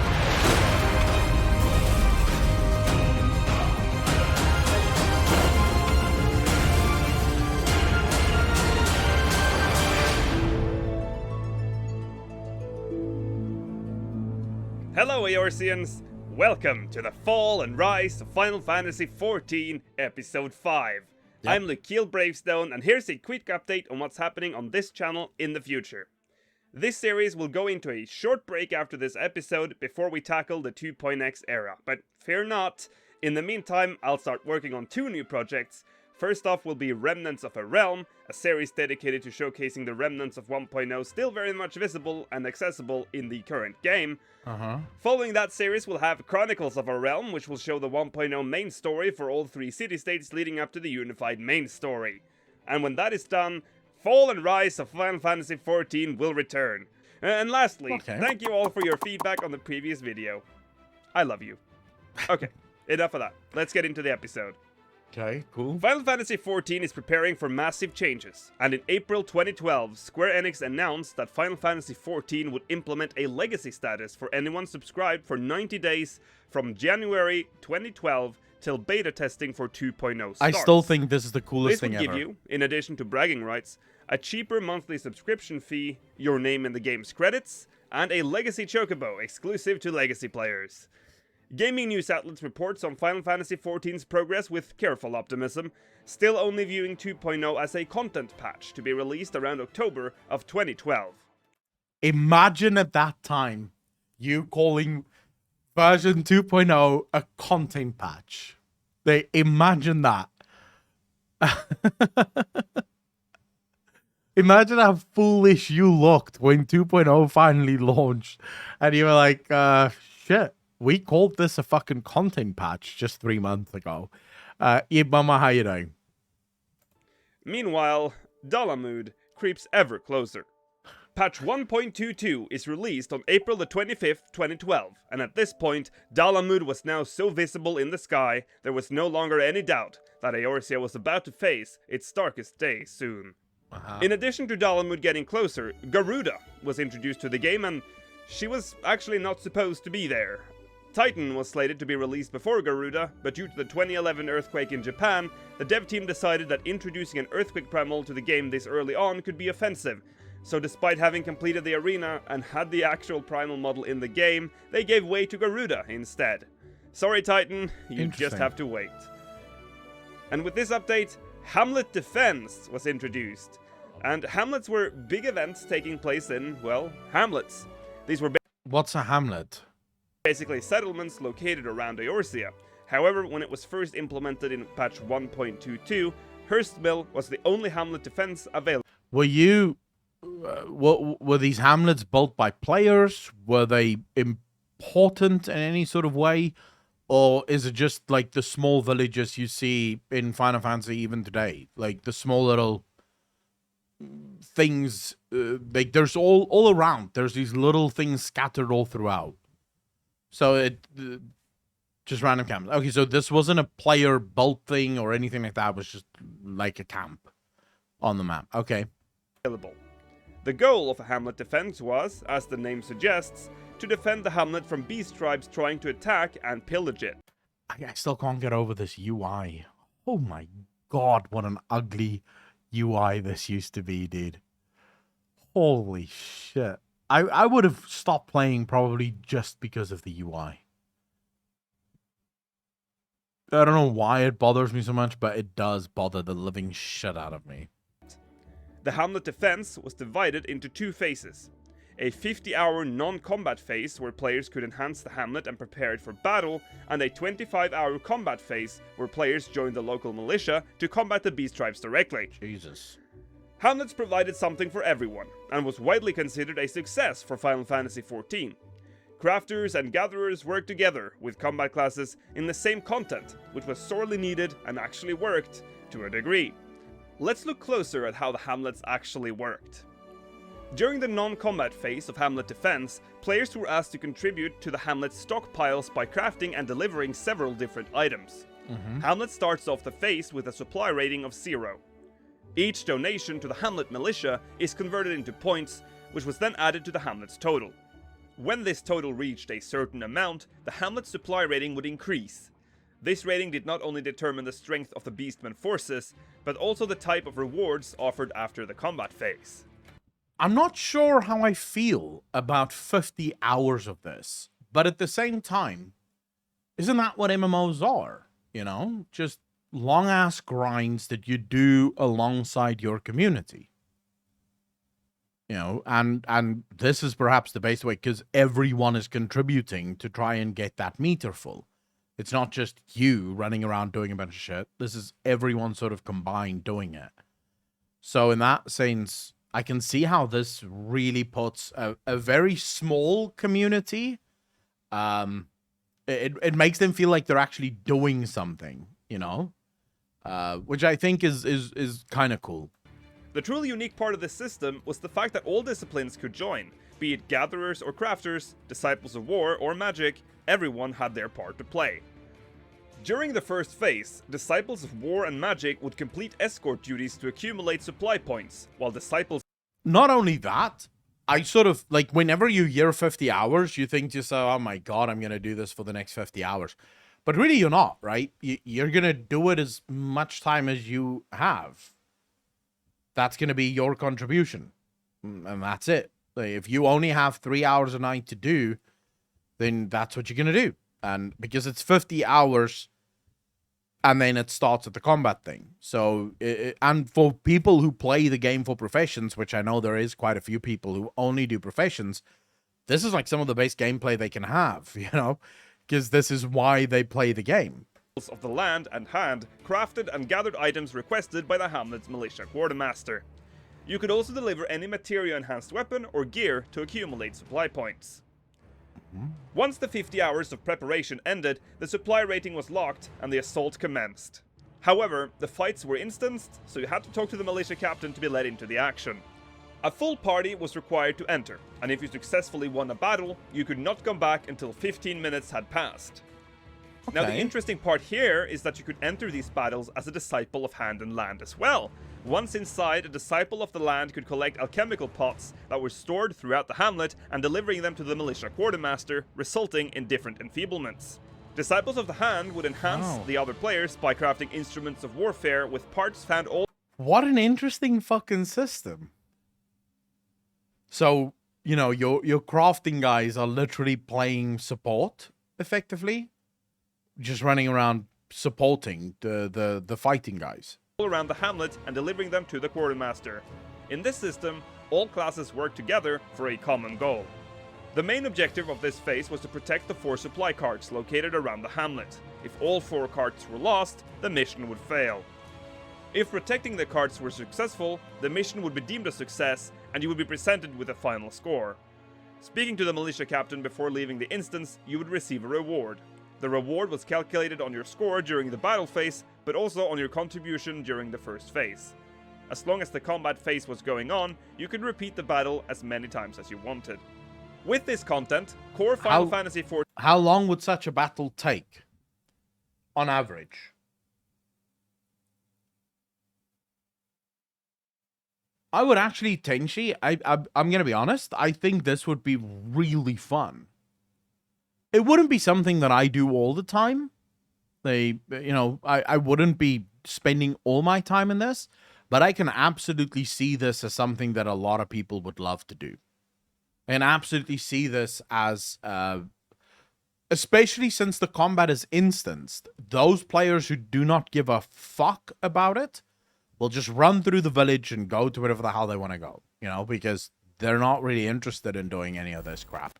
But for those who do like this, fuck. Sounds like a good thing, you know? Told Master, thanks for the follow, dude. Really appreciate that. Welcome to the channel. Thank you, thank you, thank you. 14 players were starting to really settle into the game. However, the joy is to be short-lived. Eorzea is already changing. Imperial strongholds are being erected in Mordona. And adventurers all over Eorzea started having bad dreams. Wait, dreams? If you logged out from an inn and logged back in after a certain amount of time, there was a chance this cutscene would play. Wow, that is the immersion of that is so real.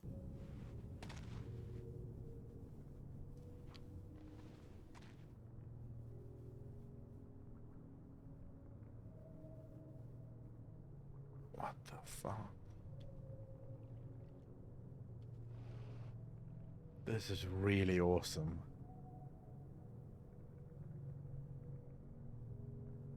That is immersion that you expect in single-player games, not in MMOs. Most MMOs don't even think about shit like that.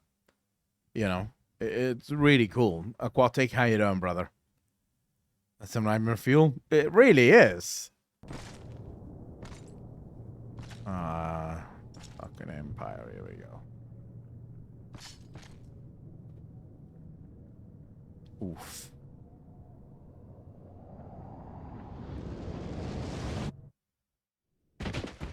Shit. And then you wake up.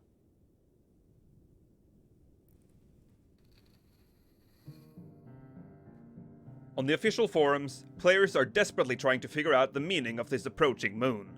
The community is split. What does Dalamud do exactly? We need to find Bruce Willis first.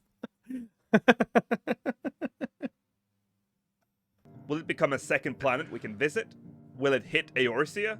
And if it does, what will it mean for the... Today I got once again that annoying glitch in the sky, and once again Dalamud appeared bigger than usual. This might be the next stage of the raid machine of Alag, maybe already hidden in the server, although I hope that by patch 1.2.3, it will also have some special effects, like a good meteor would have. Oh shit. I love this, because it creates so much value in speculation. If I was a YouTuber back then, do you have any idea how many videos I would be making about Dalamud in the sky? Do you have any idea how many videos I would be making about Dalamud in the sky? The future of the realm. Will the entire world get blown away? To start anew in 2.0? Square Enix and the dev team is tight-lipped, but the new 7th Umbral storyline reveals ever more information about the Red Moon, indicating that Eorzea might very well be headed for an era-ending calamity. Yeah. During E3, on June 6th, 2012, Square Enix finally revealed the in-game screenshots for 2.0, as well as some really neat concept art, showing off the new battle system, UI, and world design. And there, in the midst of all these pictures, one image stuck out. The one thing players had been worried about for a long time finally reveals its ugly face in what seemed to be a pre-rendered image, Dalamud, followed by a picture of a warrior in a burning landscape. Tell me this isn't the moment that you lose your fucking mind. Tell me, as a player, you don't see that cinematic or that screenshot and your mind just fucking explodes, dude. Right there and then. If you didn't freak out before, you certainly were now. Still not explaining exactly what Dalamud's role will be in the transition from 1.0 to 2.0, players were left to speculate. Meanwhile, Final Fantasy XIV is recovering. Player numbers are stabilizing for the first time since release. The pressure is on the dev team to ensure that the remaining players don't jump ship when the game relaunches. When designing the new areas, it was decided that the city-states would remain largely the same, but with a few design changes to make them easier to navigate. Limsa Lominsa and Gridania saw the biggest changes, with areas being cut off and in some cases removed entirely. Ul'dah was to be kept. I will admit, my least favorite city in the game is Gridania. And it's weird because it's the most beautiful city in the game, but for some reason I also don't like the navigation of the game. All that much. My favorite city in the game is Limsa Lominsa, then Ul'dah, and then Gridania. Kept more or less the same. However, with the optimization in mind, Ul'dah's main entrance could finally be opened, albeit with a loading screen. In 1.0, in order to hide the invisible loading going on in the background, entry to Ul'dah from Thanalan was done from the sides, forcing you to run through a long corridor before coming in, despite having a massive gate right in front of you. To deal with the challenge of making the game work on both PC and PS3, the dev team had to make sure the maps were properly optimized. I don't count Ishgard as one of the main cities, even though I should, but I've only just involved Ishgard in the main city-states. So Ishgard, to me, doesn't register yet as a main city. I don't know why. Maybe it will later on in life, but right now, Ishgard is still like this off-to-the-side place, and the three main cities to me is Gridania, Limsa Lominsa, and Ul'dah. In my mind, at least, those are the three main cities. The 1.0 maps were mostly empty, but massive, at the expense of client and server stability. For 2.0, they envisioned a more living, breathing world, but at a slightly smaller scale, separating the massive maps into several smaller maps to ensure that the zones could have a lot going on in them, while still running smoothly on both systems. July 25th, 2012. Patch 1.23. Dalamud is now so close, the mechanical parts of the moon are now clearly visible. Clear, white lines pulsating through what looks like metal plating is lighting up the sky, and the intentions are now clear. The Garleans want to pull Dalamud down to Hydaelyn, and you have to stop them, cause surely we will, right? This also saw the last and often overlooked content to be added to the game, Skirmish. This placed a party of up to 8 players on an island where they would be fighting waves of powerful notorious monster strength bosses. It was basically like a dungeon, except there was only one small area and the bosses would come to you, so yeah. Why was this removed? That sounds like a really fun system to have. The time limit was 30 minutes, and the reward for completing a skirmish was a main hand weapon. Shortly after this patch, a trailer Miku, Violet, Neomji, how you doing? for 2.0 was released, showing Dalamud's descent, and the name A Realm Reborn is finally revealed. In the span of a month, Naoki Yoshida made numerous interviews explaining his plans for the future of Final Fantasy XIV with A Realm Reborn, teasing features such as free companies and a revamped lodestone, as well as stating that Final Fantasy XIV will no longer have a grind-oriented leveling system, but instead have a quest and content-driven leveling system, further specifying that, quote, no longer will randomly defeating public monsters be the most efficient way to level your character. Patch This is so true now. 1.23a was released on, quite fittingly, Friday the 13th of August 2012. With it came the hardest and, according to most Final Fantasy XIV 1.0 players, the most epic fight ever implemented in 1.0's lifetime, Riven Road. An 8-man trial where the adventurers attack the Dalamud puppet, Nael Van Darnus, on top of a floating island with Dalamud looming above. Defeating Van Darnus concluded the 7th Umbral storyline with the Legatus dissolving and flowing into Dalamud. Players were left with a burning Wait, wasn't that exactly who we fought in Coils of Bahamut? Nael Van Dar. That's who I fought. Oh, that's quite fucking cool. I like how that is like a massive throwback. All right. I like that. question. What now? Surely we stopped it, and... what? Dalamud is now blaring in the sky. Time is running out. Eorzea's ethereal balance is out of control. Atomos starts appearing in certain camps around Eorzea, consuming ether from the aetheryte crystals, rendering them inoperable. Atomos also made sure to bring some powerful void-sent enemies with him. Defeating Atomos would drop loot, so it was a very popular thing to farm. Atomos had two faces. Imagine being a player doing this right now. You still don't really know, right? Because in most MMOs, in most games, you will win. This will just be a really hard-fought battle, and then it's over, you know? Then you win and life goes on. At this point, you're doing all of this, and you think to yourself, we have to do this, we have to save the realm. You have no idea that the developers are gonna make you lose in one of the most epic ways imaginable. During the first phase, you could only attack the ads. When reaching the second phase, the aetheryte would turn orange, and Atomos would now be vulnerable to attacks. An announcement was made on September the 11th, 2012 on the Lodestone, letting everyone know that Final Fantasy XIV will shut down entirely on November the 11th, 2012. Oh, shit. From September the 29th, the billing procedures were to be suspended, and all account creations and special item codes would no longer be available. And that a letter from the producer live... How many people lost their minds over that one? Do you think? Like, how many people lost their shit? Because it sounds like Final Fantasy XIV was finally getting to be good. Like, people were finally enjoying it. People were finally getting to a place where the game was actually playable and really enjoyable. And now you learn that, hey, for the next year and a half, you're not going to be able to play Final Fantasy XIV. Episode 4 would air 2 hours after the servers were shut down. September the 12th, 2012. Patch 1.23b.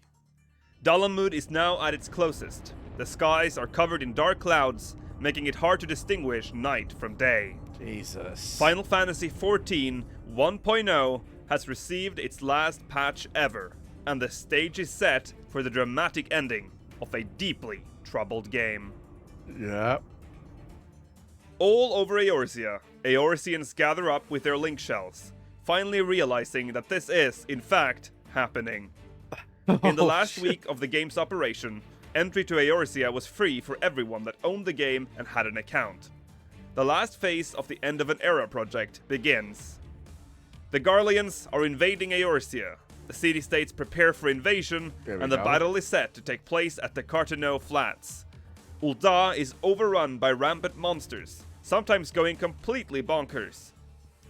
They're actually, in the No Clip documentary, they showed one of the developers who actually, like, he sat there spawning in these fucking monsters, like physically spawning in monsters for players to fight, which is also really cool. Like, you're a developer and you're trying to throw the hardest shit at the players to make it seem, like this is just...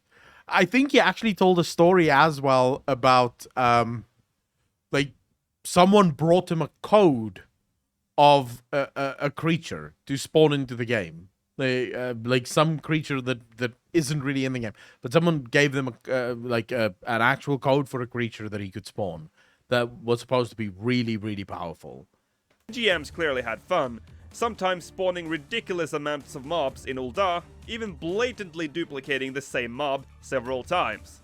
And this is where we also saw the heartwarming unification of the Final Fantasy XIV community. Everyone involved remembers the Great Gobu Wall, formed by players to protect Ul'dah from the invading forces, to no avail. But the game would not make it easy to enjoy, of course. The servers, which had always run past their limits, now had to deal with all the new content, as well as the influx of players joining in on the last day of Eorzea. So the servers crashed. Servers were struggling a lot. Valmentia, thanks for the follow. Really appreciate that. Welcome to the channel. Thank you, thank you, thank you. A lot. You were part of that wall? Nice. On top of all the drama that was playing out all over Eorzea, the default background music changed to a haunting rendition of Answers playing everywhere in the realm.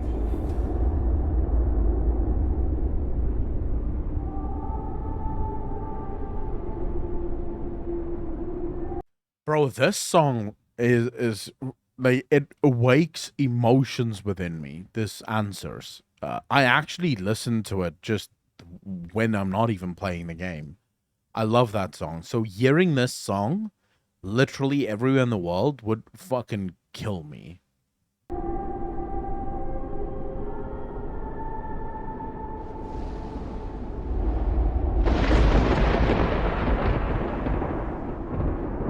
Oh, this still gives me the chills. But for those that were lucky enough not to be kicked every 5 minutes and enjoy the end of 1.0, it was something special. Monsters running rampant in Ul'dah is one thing, admittedly a very cool thing, but the atmosphere, the sense of defeat, and the crippling wave of sadness that constantly hit you when the haunting version of Answers played, it was unique. If anything, 1.0 had a distinct feel to it that is very hard to replicate anywhere. I know it's really hipster to say this, but you just had to be there to fully understand. I agree with him. Dia, thanks for the first time chat. Really appreciate that. Is anyone going to put this song on a whole new level of emotion?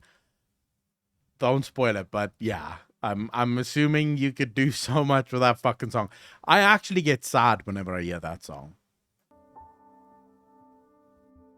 Finally, on Sunday, November the 11th, 2012, with players gathering with their Link Shell members and in some cases still fighting Garleans, Final Fantasy XIV 1.0 took its final breath and the servers finally died. Immediately after, a trailer was released, showing what exactly happened after the servers shut down. We were presented with what I personally still feel is the most epic and emotional video game cutscene I have ever seen. Agreed. Showing the desperation as the Eorzean Alliance... If you're not a player of Final Fantasy XIV, you look at this cinematic and you don't give a fuck. It's just a cool cinematic. But if you know the story, even if you've played an ARR like I did, once you know the story of Final Fantasy, you know the story of the Calamity, and you know what happened there, this cinematic takes on such a different pull, dude. It's like a brand new cinematic. Because I watched the cinematic originally before we started playing Final Fantasy XIV. And I was sort of like okay with it. You know, it wasn't, well, you know, yeah, okay, it's a cool cinematic. Don't really see that great of a thing here. Like, people losing their minds over this don't make much sense to me. And also, I'll admit, I was looking at the cinematic and I thought to myself, you know, it's good, but it's by no means as good as a World of Warcraft cinematic. Like, the WoW cinematics are far better. And then I rewatched the cinematic when I finally finished ARR. And suddenly, this cinematic just blew me away. Because now you actually understand what's going on. You actually understand why this cinematic happened and what you're seeing in the cinematic. And that puts the cinematic on a whole new level. Battle against the Garlean Empire, while Dalamud makes its descent above them. All this happening while the theme song Answers plays in the background. Yep. And then, out of the blue, Dalamud drops a heavy object and the moon starts to crack open, revealing that it kept a mighty creature inside, Bahamut, spreading his wings and immediately starting to destroy Eorzea as we know it.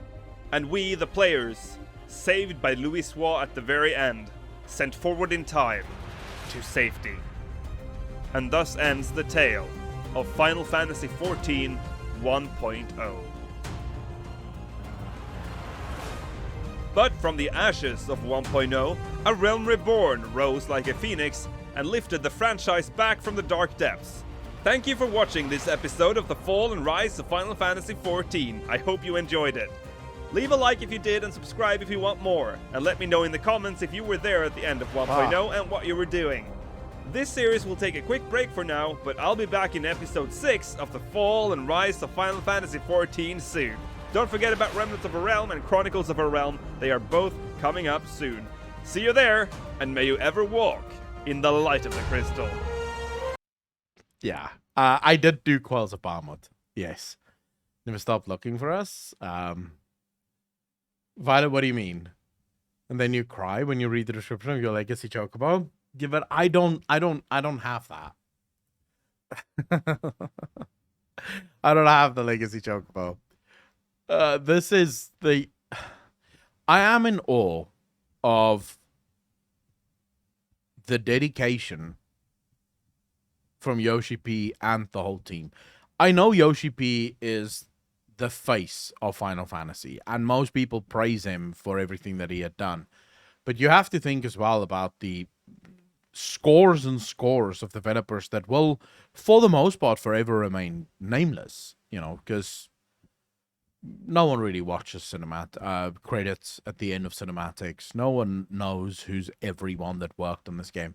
But all of them managed to pull a game out of the fire. You know, this game was going up in smoke. They managed to pull it out. Even with a broken-ass fucking game, managed to make it relatively playable. And then ended up actually, you know, shall we say, ended up destroying their own world and making it better.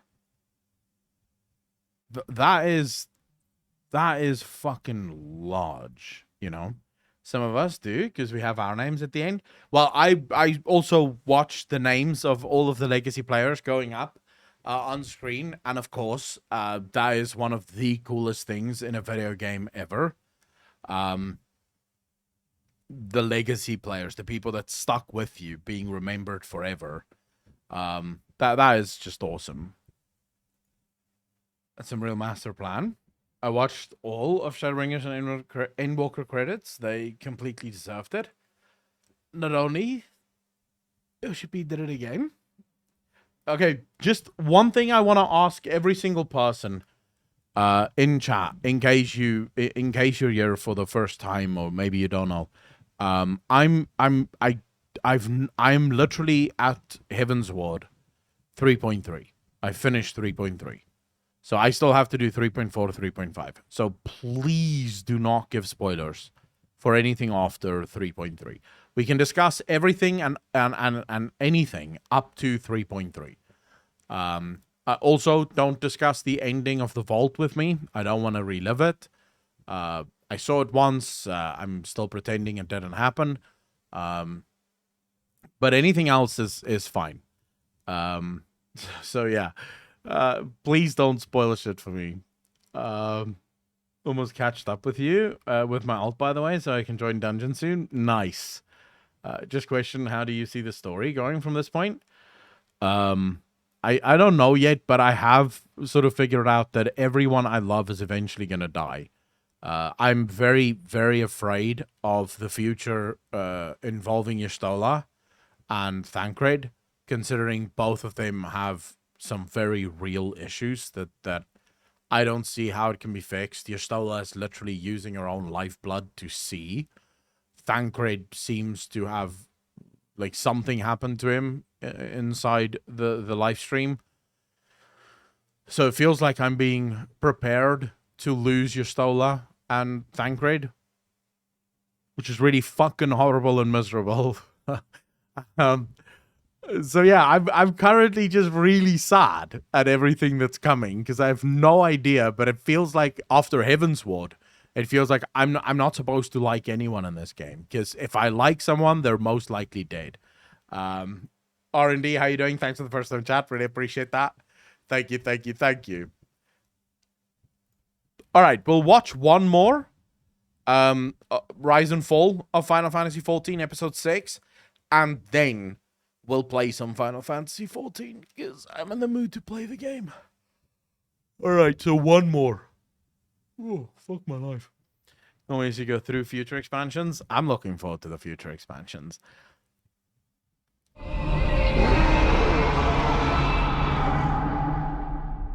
When the cage built from the essences of the 12 was destroyed, the sky was... Wait, what? As a new player, I just found out during the Lost Crystal Tower cutscene, there's a Morse code message.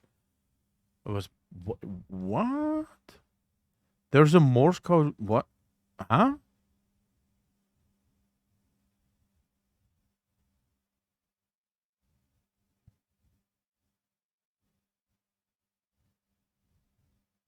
What Morse code?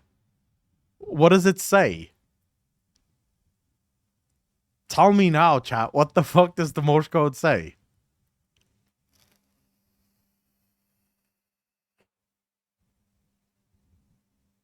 Don't give me that as spoilers. How can it be fucking spoilers? It already happened. Or will I later find out what it meant?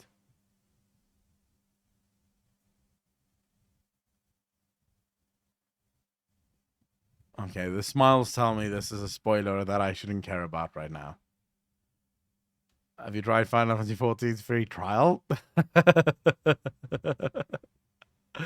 Oh my god. Okay, fine, chat. You fucking win. I won't know what it means. I won't know what it means. I'll buy the book. The book will tell me, right? There is a book called Morse Code, Final Fantasy XIV, A Story Untold, right? So it's all wrong. Han Solo dies. The message is it's all wrong. What's all wrong? Wait a second.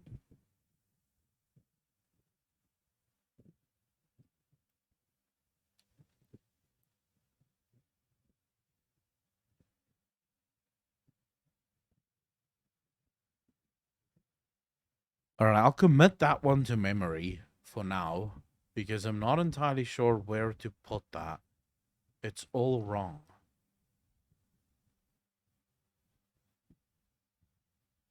Nero had a change of heart after he saw something. Don't know yet what, but he did try to save both of them inside the Void Realm. Could it be that he saw something inside the Void Realm that changed everything for him? Oh, fuck. When do I learn about this? Just tell me when. Which expansion do I learn about this? In Endwalker. Fuck! That's so long! Jesus! That's so long to have to deal with this. Oh. I mean, I have to, but I kind of want to know now. That's such a long time to have to wait. Well, okay, fine. I'll look forward to it in Endwalker, I suppose. I won't forget about it. Was filled with a colossal cloud of ether. This drifting energy responded to the prayers of those fighting below, and to my own desperate wish that the dying realm be saved by infusing me with the power of a primal. The blow shattered his earthly form, and a shower of ether rained down upon the land. This is Calls of Bahamut, right at the end. Thus began the rejuvenation of Eorzea.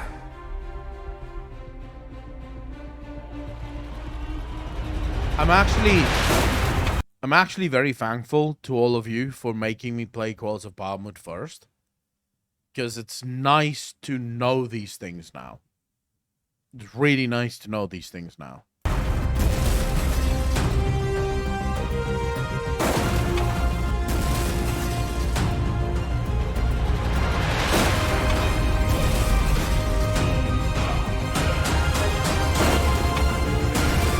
Arcanox, I can actually agree with that. Coils of Bahamut technically should be MSQ. But now I also kind of understand that it isn't. And the reason I understand why it isn't is because it's always relevant and you can always go do it. Right? So making it part of the MSQ, because this is, Coils of Bahamut really does deal with a story that isn't really relevant to current Eorzea. It's relevant for those people that really care about stories and want to know what happened to Eorzea before, you know, but it's not really relevant to modern day or current Eorzea. So I kind of understand why it is an MSQ, but at the same time, it's so good that I would argue just for how good it is and how good the story is, you may as well make it part of the MSQ.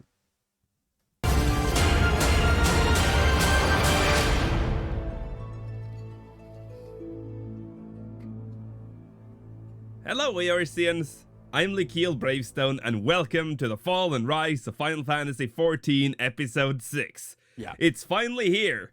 Thank you so much for your comments on the previous episode, I really appreciate it. Also a big thank you to all our Patreon supporters and to everyone that's joined our Discord server. If you haven't already, links are in the description. Okay, let's get into the episode. Sunday, November the 11th, 2012. Midnight, PST. Final Fantasy XIV 1.0 is no more. All 1.0 servers have shut down, and players are no longer able to access Eorzea. 2 a.m. That's rough. PST. Letter from the Producer Live Part 4 begins. A serious Naoki Yoshida and Toshio Foxclone Moriuchi, wearing black suits, greeted the homeless Final Fantasy XIV players. A sense of somber optimism spreads throughout the community as the two starts explaining what could be expected in the Reborn 14, as well as answering questions from concerned 1.0 players.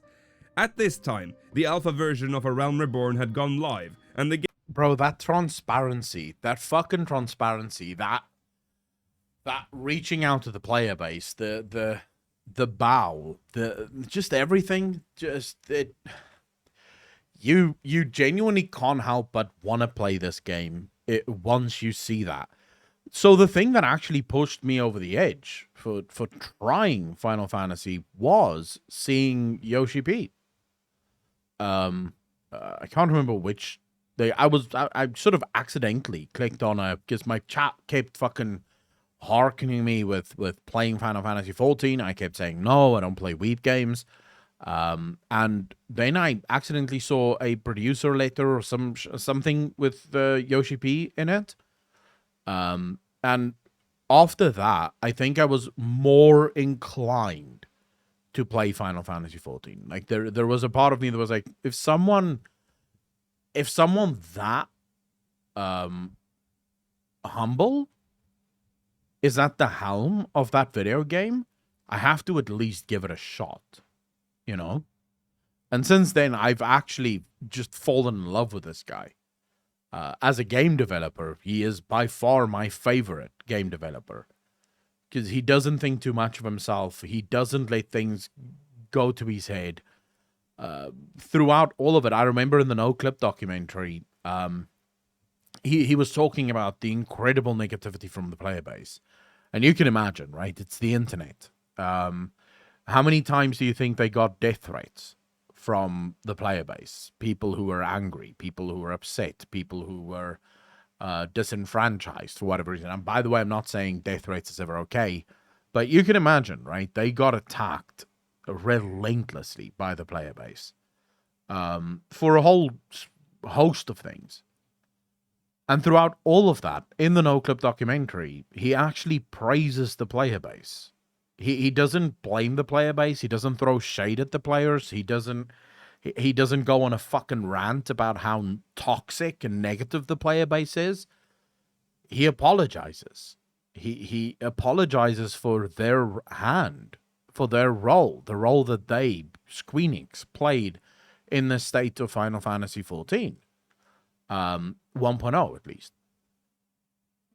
That sort of should tell you everything you need to know about the future of Final Fantasy XIV and why I believe it will just always get better and better and better. The game was shown off on stream, with Yoshi P running through the Black Shroud 2.0 with all the alpha testers. Also appearing on stream was president of Square Enix at the time, Yoichi Wada, showing off new features such as FC housing and the new race starting gear.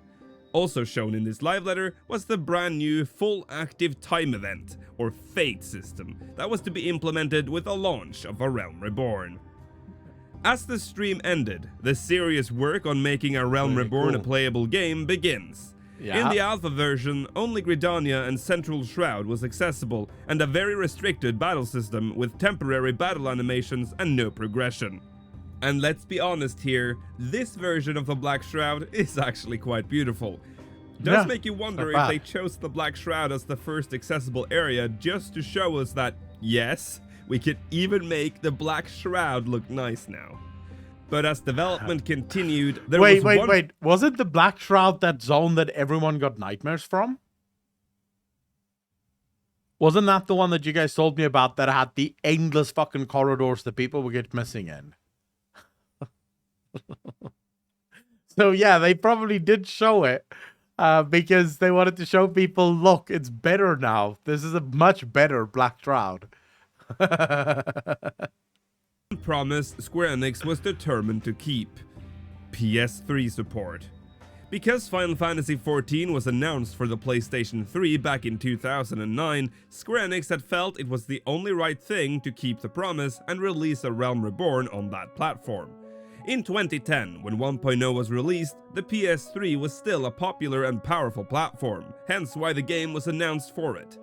But by 2013, the PS3 was old and nearing the end of its life, with the PS4 already being announced in February 2013, with the release date in November that year. It seemed like A Realm Reborn was going to release on a dying platform right off the bat. Must be Meanwhile, harsh. the mainstream game, Like, keeping your promise in the face of that, again, I think shows an incredible amount of integrity. Because you have to understand, when it comes to adaptation, when it comes to making sure that your game can run on hardware, it's not as simple as just a couple of lines of code. More often than not, it is a complete port. Right? You have to make sure that every single line of your code can work on every single piece of equipment.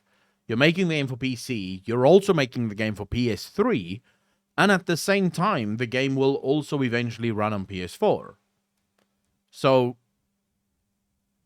it must have been tempting for them to go, you know what, fuck the PS3, let's just do PS4. Because we're going to have to make the game workable for PS3. That's going to limit us in so many ways on things that we can do. It's also going to require us to actually code the game so that it can work on PlayStation 3.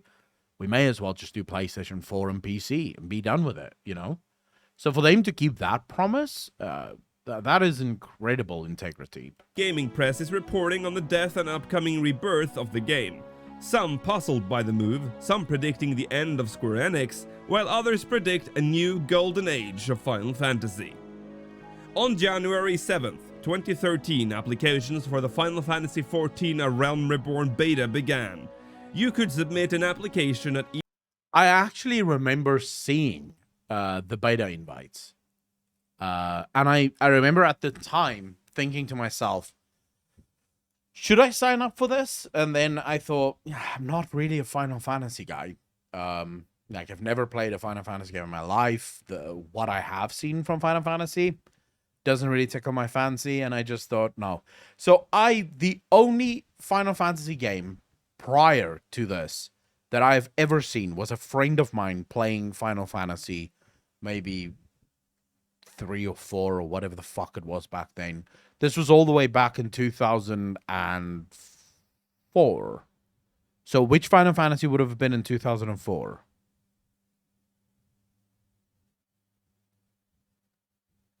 Round about 2004. What Final Fantasy 14 would there have been on then? No, this was definitely not 12, because this was PlayStation 2? The graphics were really bad. I've seen the graphics for PlayStation, for Final Fantasy 12. It wasn't that. This game was, like, old school fucking graphics. Maybe even PlayStation 1. So it wasn't the most current Final Fantasy. It was one of the it was just the Final Fantasy. But so the game had this sort of weird combat system, which was completely turn-based. It was just, as I looked at the game, I was like, yeah, this just looks stupid. I can't play this crap. It would have these zoomed out cameras where your guy would run on this grass area, and then go into combat, and then fucking it would start like this massive sort of blurry effect, and now you're in the combat thing, and then they're doing battle. And I was just like, yeah, this game definitely doesn't appeal to me. And that's what I thought 14 was going to be as well, you know? I genuinely thought that 14 was going to be that as well. It was just going to be turn-based combat, and I still thought to myself, an MMO with turn-based combat? That would never work. So I never signed up. I just forgot about it and moved on. Either the North American or European beta websites, depending on your location. Legacy members needed only apply if they wanted to test the PS3 version, as they would automatically be given entry to the beta on PC. Players who applied for the Final Fantasy XIV 1.0 beta test on the PS3, which never took place, got access to the PS3 beta, but not the PC version. These players had to reapply for the PC version. On December 26th, 2012, Square Enix announced the beta test schedule for A Realm Reborn. The A Realm Reborn beta was slated for February 2013, and all Legacy players would get access. The beta would be split into 4 phases. Phase 1 of the beta began on February 25th, 2013, and acceptance emails were sent out from February 18th. This phase was conducted... Such a massive difference. Such a massive difference. The UI finally looks usable and workable. It's much cleaned up. Such a big difference from what we just saw. In weekend schedules lasting 4 weeks. Phase 2 began on April 5th, 2013, and the main focus of this test was the gamepad controls. This phase lasted another 4 weeks. Phase 3 of the beta began on June 14th, 2013, and was the first test where the PS3 version could be played. The phase brought about the regions of Thanalan and Lenosha, as well as new dungeons, more quests, and the ability to import your 1.0 character if you had one. Progress was not saved during Phase 3. And Phase 4 of the beta was an open beta and officially began on August the 17th, 2013, with Phase 3 testers given access on August 16th. From the first to the 4th phase, the game saw massive changes to the UI and other systems. Can I just ask, if you're playing with controller, how exactly do you press all of the spells in the fucking game? Because there are no shortage of spells in this game. I'm playing on a mouse and a keyboard with an MMO mouse, right? That's what I have. I have 12 buttons on here that all do different things. I have a full keyboard at my disposal, and I am sometimes looking at my keyboard going, I don't know where all of these spells are supposed to fucking go.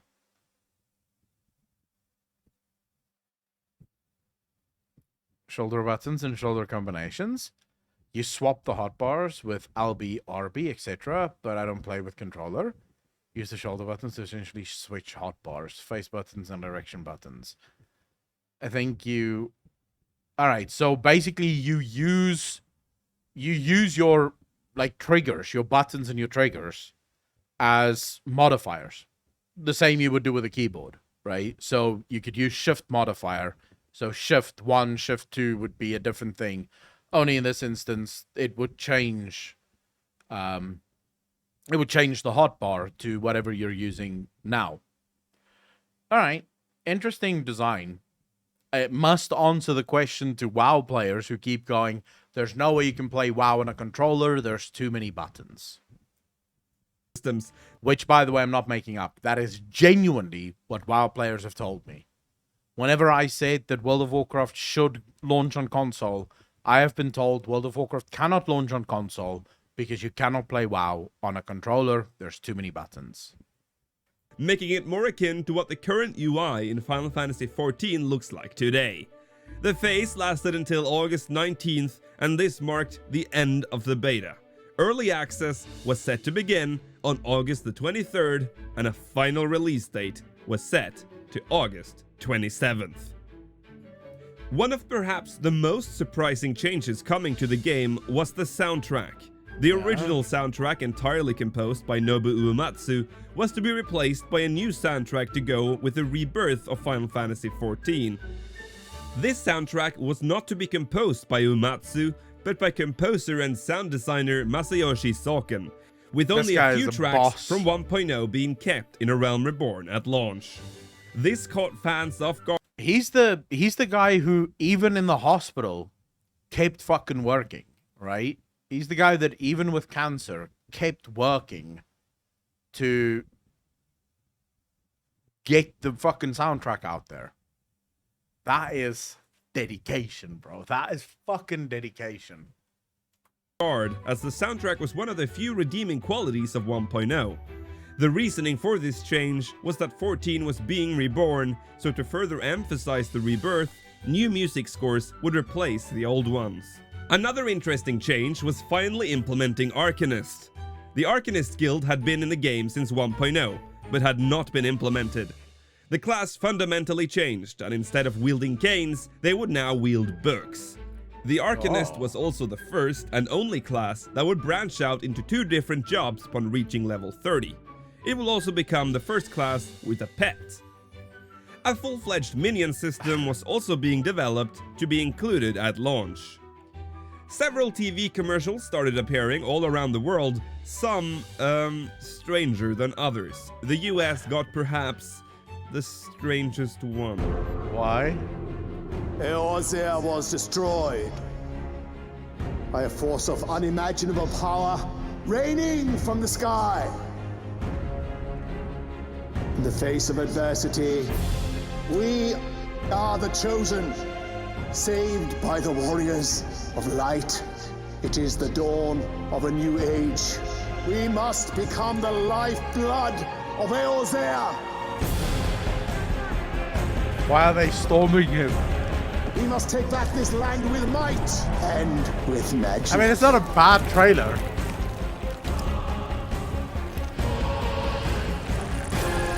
Now go forth. Conquer. Rule. Take your place. It's not bad. Just as these commercials Why do you guys not like it? It's not horrible. It's cringe, but most TV adverts are fucking cringe. We had a Final Fantasy 14 came from one of those commercials. Can't go, that's one. Look, all TV commercials are fucking cringe. So, Master of Lore, I played WoW since 2006. These last few times were full of disappointment and sadness for never being able to have that desire to conquer that I had in the past. I'm getting old, or the game just kills my mojo. What can I do? I need a new world to conquer. Should I try FF because of your streams? I'm tempted to try. I would absolutely say try FF. If you love story and lore, FF is absolutely the way to go. But commercials are super cringe in general. popping up, early access creeped ever closer. In June 2013, Square Enix confirmed that a PlayStation 4 version was in development and was due to release in 2014. And so, on August the 24th, 2013, it all began. But there was a problem. In North America and Europe, the servers were not up to the task. Shortly after early access began, people started to experience major issues. Several major flaws in the server design made it difficult to even log in. Initially, the errors were caused by remnants of the beta, where characters had been disconnected from the server without having logged out, and then not logging back in until early access was treated as, "You're still logged into the game, please log out." That's fucking horrible. If you were not one of them, you could be served with the error 1017, informing you that the server was full, but did not put you in a queue, putting enormous pressure on the login server. Those that did get in experienced extreme latency and lag, systems took forever to load, general zone load times were incredibly high, and Fuck, this must be horrible. You're releasing a game, you fixed most of the problems, and now some of those problems are back. Things aren't loading, shit's a fucking problem. Yeah, that must not feel good. Jesus. often after a few minutes, you would be faced with the dreaded 90k and 1002 error messages caused by a server disconnect. A Realm Reborn was then put into emergency maintenance, again and again. It was a disaster, and some started talking about A Realm Reborn as just another 1.0 failure, referring to the horrible server issues that plagued that version of 14. Square Enix suspended all digital sales of the game to prevent making the situation worse, and all the pressure was put on Yoshi P and his crew to ensure that the game would be playable as soon as possible. It would take days. A Realm Reborn struggled on. It would take days? WoW has had server problems for years now and it's not fixed. I would say days, even months, is a win. Like, if you can fix the server issues within days, people should not be complaining about that. It's fine. It's fine. On for 3 more days of extensive maintenance, eventually having to limit the number of logins on each server and closing character creation to deal with the heavy traffic. On the official forums, Yoshi P is quick to apologize to the players that have been looking forward to an early access weekend but had their hopes crushed. In the post, he asks players to switch to low population worlds to alleviate the pressure on the overpopulated worlds. Fuck. Again, on August the 26th, Yoshi P once again takes to the forums to further explain and apologize to players, this time under his own account. On behalf of the Final Fantasy XIV A Realm Reborn development team, I would like to extend my deepest apologies to those early access participants who have had difficulty using the North American and EU data centers. In response to a variety of issues, we have conducted emergency maintenance several times over the past few days. The first instance, which was conducted 6 hours following the beginning of early access, was to address the 90k and 3000 errors, which were first discovered during Phase 4 of the beta test. Our server team began taking measures to improve the performance of the lobby and duty finder servers. The subsequent emergency maintenance was necessary to implement their changes. This maintenance proceeded as planned, and afterwards we verified that the stability of the instance battles on the duty finder was much improved. However, we then discovered that certain lobby servers had been improperly configured, and we were forced to conduct another brief maintenance to resolve this issue. Although we have successfully addressed a number of serious issues in the past several days, we have nevertheless decided to implement login restrictions for the time being due to the extremely heavy load being placed upon the servers. In this way, we can ensure that the maximum number of players can. This is that failure due to your own success. You know, it's that moment where it's what Endwalker had now. You know, where the game is so successful now and so many people are trying to play that it actually makes the game worse for everyone trying to play. Because no one can get in, people are fucking suffering. So it really feels horrible, but at the same time, I feel like this is where most people, in modern day at least, need to learn how to cut games a little bit of slack. And I realize that most of the anger from people usually come from the sort of not knowing how these things work. So I, for example, get this quite often. They can just rent a bunch of servers. It's like, no, they can't. Not all servers are game servers, and not all servers actually can run your game. If your game wasn't built to run on specific servers, then those servers aren't going to work. The amount of setup time that you're going to need in order to prep a server to actually be a server that you can use in the game, you may probably just fucking wait to build your own servers anyway so that you can make sure that they work. So it's not easy to just sort of throw shit around and say, yeah, fuck it, we'll just do stuff, you know? It really doesn't work that way. Games are code, right? That's all they are. You see graphics, the game on the back end is just a bunch of code. That code needs to be able to speak to the things that it runs on.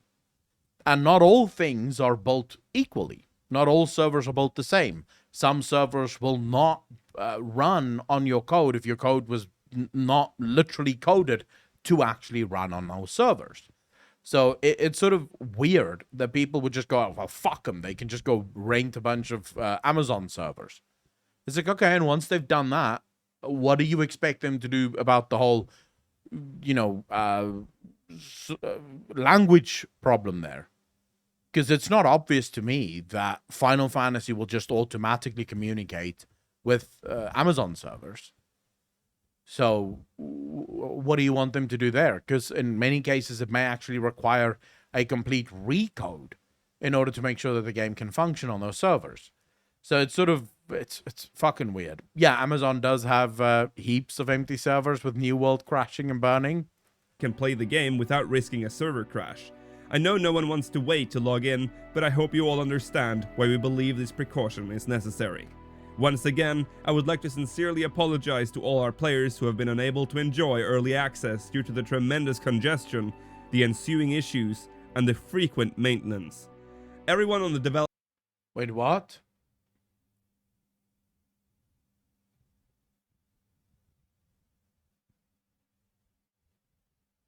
This must be bullshit. This must be bullshit. All right, let's finish this, and then we'll cover that. Let's just finish this. Let's just finish this one, and then we'll cover that story.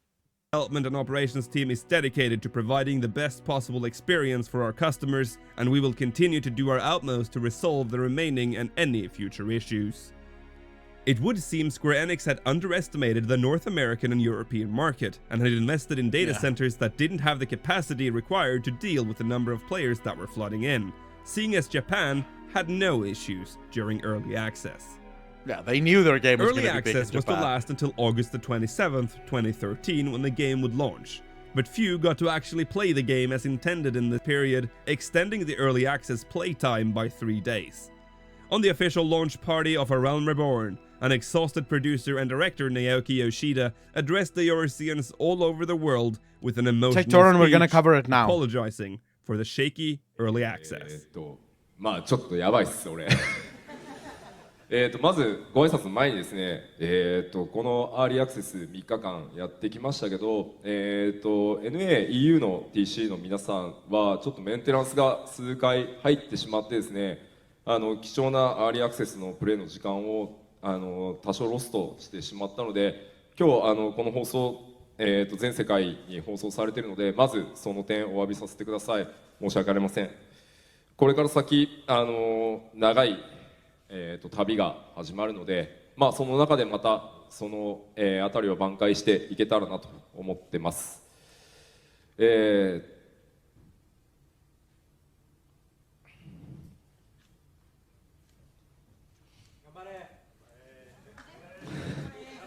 Bro, that must be like just him getting so emotional over letting the player base down tells you just how much he fucking cares.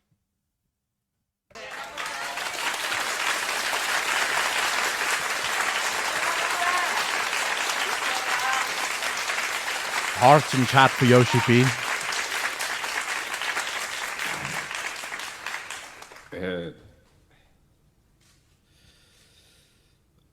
ファイナルファンタジー14を、引き継ぐことになってもうすぐ3年になります。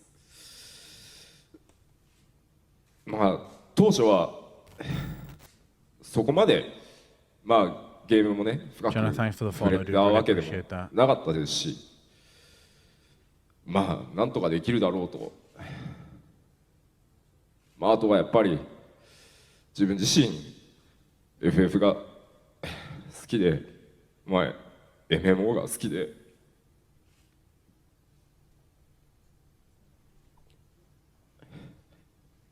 でもプレイヤーの皆さんと本当に開発やっぱりその時同じで、どうにかなんのこれだったり、ちょっときついんじゃないのっていうやっぱり雰囲気もある中で、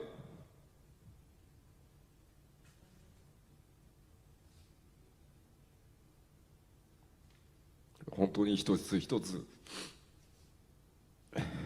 皆さんに応援をして。 1 week after the launch of A Realm Reborn, and the issues were still not quite resolved. A 10-hour-long emergency maintenance was put into place to resolve the core issues, and overflow servers were created to deal with the new and ever-growing population of Eorzea. After this period, most of the server issues had now been resolved, and the gameplay experience improved vastly. New and veteran players alike was greeted by a revitalized Eorzea, full of stuff to do, clearly having learned from its 1.0 predecessor. But what now of the reviews? Was The Realm Reborn truly better than 1.0? Redemption at last. IGN scored A Realm Reborn a stunning 8.6 out of 10, where it previously only barely made a 5.5, concluding, Final Fantasy XIV A Realm Reborn is a great MMORPG experience on PC, PlayStation 3 and PlayStation 4. Grounded in tradition and learning from the lessons of the games that preceded it, it thrives on the strength of its excitingly varied and flexible class system and highly mobile combat. PC Gamer gave it a 79% from its previous 30% score for 1.0, and on Metacritic, A Realm Reborn soared from the 1.0 49% to a shimmering 86%. Finally, Naoki Yoshida's hard work had paid off. Final Fantasy XIV A Realm Reborn was a massive success, with over 184,000 physical copies sold for the PS3, and by October 2013, Square Enix announced that the game had 1.5 million registrations. A Realm Reborn greatly stabilized a deflated Square Enix and saved the reputation of the Final Fantasy series. Final Fantasy XIV is finally the game it was supposed to be, but the game will still meet many challenges along the way. Challenges we might take a closer look at in the future. But for now, we've reached the end of the... It's even better now. The reason I'm not watching until the end here, because he's saying goodbye to everyone here, is we have some pretty big news that literally just fucking dropped. And I'm assuming most of you want to see that big news. I'm assuming most of you really want to know what this is.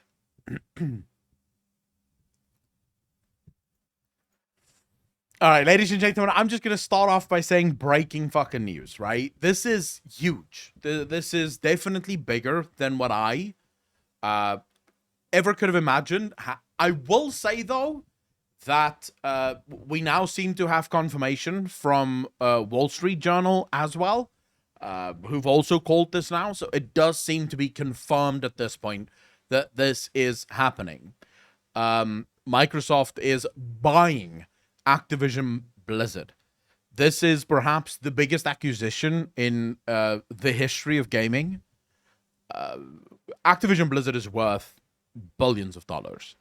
So Microsoft buying Activision Blizzard is a massive, massive step. I have said before that there's a good chance that Microsoft will try to buy the bigger studios. Microsoft have been basically gobbling up all manner of smaller studios. They own Obsidian right now. They own a bunch of really tiny indie companies. And it seems like they're finally deciding, you know what? It's time for us to start buying the big boys. Microsoft has basically endless money. They can do whatever the hell they want. effectively. So it makes sense. Okay, so Microsoft to acquire Activision Blizzard to bring the joy and community of gaming to everyone across every device. Legendary games, immersive interactive entertainment, and publishing expertise accelerate growth in Microsoft gaming business across mobile, PC, console, and cloud.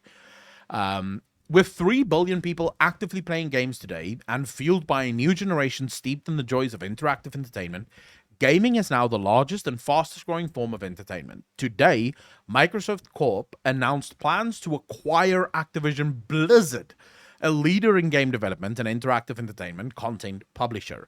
This acquisition will accelerate the growth in Microsoft's gaming business across mobile, PC, console, and cloud, and will provide building blocks for the metaverse. Now, just right off the bat there, let me be clear. Microsoft doesn't give a shit.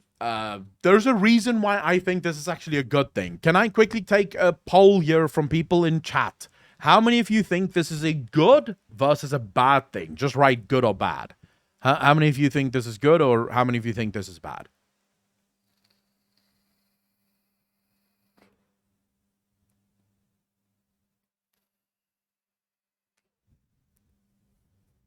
All right. So it seems like most of you think it's good. There are some of you that thinks this is bad. Allow me to explain to you how Microsoft acquires companies and then what Microsoft does once they've acquired said companies. I have a friend who works for a company. I won't say which company it is, because then I don't think this was stuff that they were allowed to tell me about. But a company that was acquired by Microsoft a couple of years ago. Microsoft basically stepped into the company. They came up to them and they were like, so which games are you guys working on? And they said, I think they had 2 or 3 games that they were working on. And Microsoft said, how much money do you need? And they gave Microsoft figures. They said, we need this much for this game, this much for that game, and this much for this game. And Microsoft was like, okay, cool. Wrote them a check and done. No checklists, no boxes, no demands or requirements, nothing. Microsoft genuinely just went, all right, keep making your games. We're happy. As long as you keep making games, we're okay with it. 2 of their games had to be delayed, and Microsoft literally told the company, sure, delay as long as you need. We don't care. As long as the games come out eventually, we don't really mind. You see, Microsoft seems to be taking a whole different approach here. Microsoft's approach seems to be, if we have all of the gaming companies, then we don't need every single one of the gaming companies to release games every single year, because it's okay if we only have some of the companies releasing every single year. They don't seem to be really Phil Spencer specifically, because he is in control of the gaming side of things, the Xbox side of things. Phil Spencer seems to have a mindset of gaming first and gamers first. Also, a lot of the Microsoft games, I don't know if you guys play any Microsoft games, but a lot of the Microsoft games have very few cash shops. There's quite a few games that have no cash shops on Microsoft. They don't seem to push that. If anything, they're going to try and make Blizzard most likely part of their Xbox Game Pass, which is where almost all of their money comes from. Now, that's not to say that it's true for all of it, right? It's not to say that that's the only thing that's going to happen. It could be that Microsoft bought Activision specifically because of their cash shop reach and because they have so many games that can benefit from the cash shop, and they love pushing that shit. But it doesn't seem like Microsoft wants to shoehorn things like that into those games, if that makes sense. If it doesn't make sense in the game, it doesn't seem like Microsoft pushes it too much. At least that's what I've been told from people who work at companies that's been acquired by Microsoft. Microsoft doesn't push them to do anything. Microsoft really doesn't put a lot of pressure on. They could be lying, because I see Arkanox making a bunch of points there, not agreeing with me. I'm literally just telling you what I've been told from people who work at companies that's been acquired by Microsoft. I can't know the inside. I've never worked for a company that's been acquired by Microsoft, but from what I've been told, they don't really They don't really interfere with the companies all that much. They just want to own all of them. And you understand why. Like, most of you should understand why Microsoft wishes to own every single one of these gaming companies. Microsoft is competing with Sony. Almost a decade ago now, Microsoft approached Sony and asked Sony, effectively hat in hand, asked Sony if they would be willing to do cross-console, right? So basically, all games on Sony launch on Xbox and vice versa. This was the approach. Decline? Were they successful with their IPs, prepping the company for a sale? I don't think so, Mighty Ranadon. I doubt that. I doubt that they would have done that. Kerr, how you doing? Thank you much for the follow. Really appreciate that. Welcome to the channel. Thank you, thank you, thank you. Because they would want, Kotick would have actually wanted the price as high as possible so that the sale would be much, much more expensive. You can already see here, Microsoft is acquiring Activision Blizzard for $95 per share. So if the company was doing better, that number would probably have been higher. Even than that, it could have been $120, $135 per share. So it's going to be like the entire cash value is $68 billion dollars, which is not a small amount. But anyway, so Microsoft approached Sony. Sony said no. They didn't feel like there was any need to have their games be on Microsoft, and then so now the console wars have effectively become, if we can own as many companies as possible, you're ultimately gonna have to, right? Because Phil Spencer just, they make their money now through subscription. He said it before. Microsoft makes a crap ton of money off of the Xbox Game Pass. They just want to get as many Xbox Game Pass members as humanly possible. So more games, more Xbox Game Pass members, and eventually the console wars will be decided by Microsoft, who is swinging big dick right now.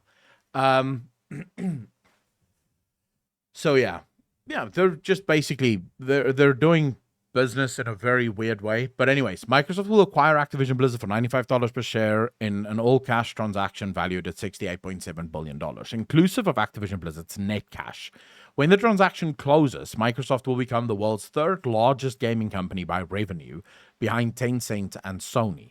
The planned acquisition includes iconic franchises from the Activision Blizzard and King studios like Warcraft, Diablo, Overwatch, Call of Duty Canada, in addition to global esports activities. Yeah, sure. Let's not talk about Blizzard's esports. It's never been good. So I don't know if that was even factored into the share price. If anything, that's why it's only $95 per share and not $120 per share. Because Microsoft looked at their esports and went, this actually lowers your price a little. It doesn't knock it up. Bobby Kotick will continue to serve as CEO of Activision Blizzard, and he and his team will maintain their focus on driving efforts to further strengthen the company's culture and accelerate business growth. Once the deal closes, the Activision Blizzard business will report to Phil Spencer, CEO, Microsoft Gaming. Oh, that must be harsh for Bobby. You know? That must be fucking harsh for Bobby. Now having to speak to Phil Spencer, like he's your boss now. Now I want to take a gamble here and say that Bobby Kotick is probably going to stay on for a year, and then he's going to step down. This is very similar to what happened with Mike Morhaime. Mike Morhaime stayed on for a while at Blizzard before he finally left and did his own thing. The reason they're doing this is to ensure that the share price doesn't drop immediately, because what usually happens with acquisitions is the market is unsure of what's going to happen. Now, for those of you that don't know, just recently, about 2-3 days ago, the US released their inflation figures. Inflation is 7%. The actual inflation figures is actually closer to 14%. So inflation is out of control in the US, yet the markets, which everyone said would react violently to 7% inflation, actually rallied and went up. Why?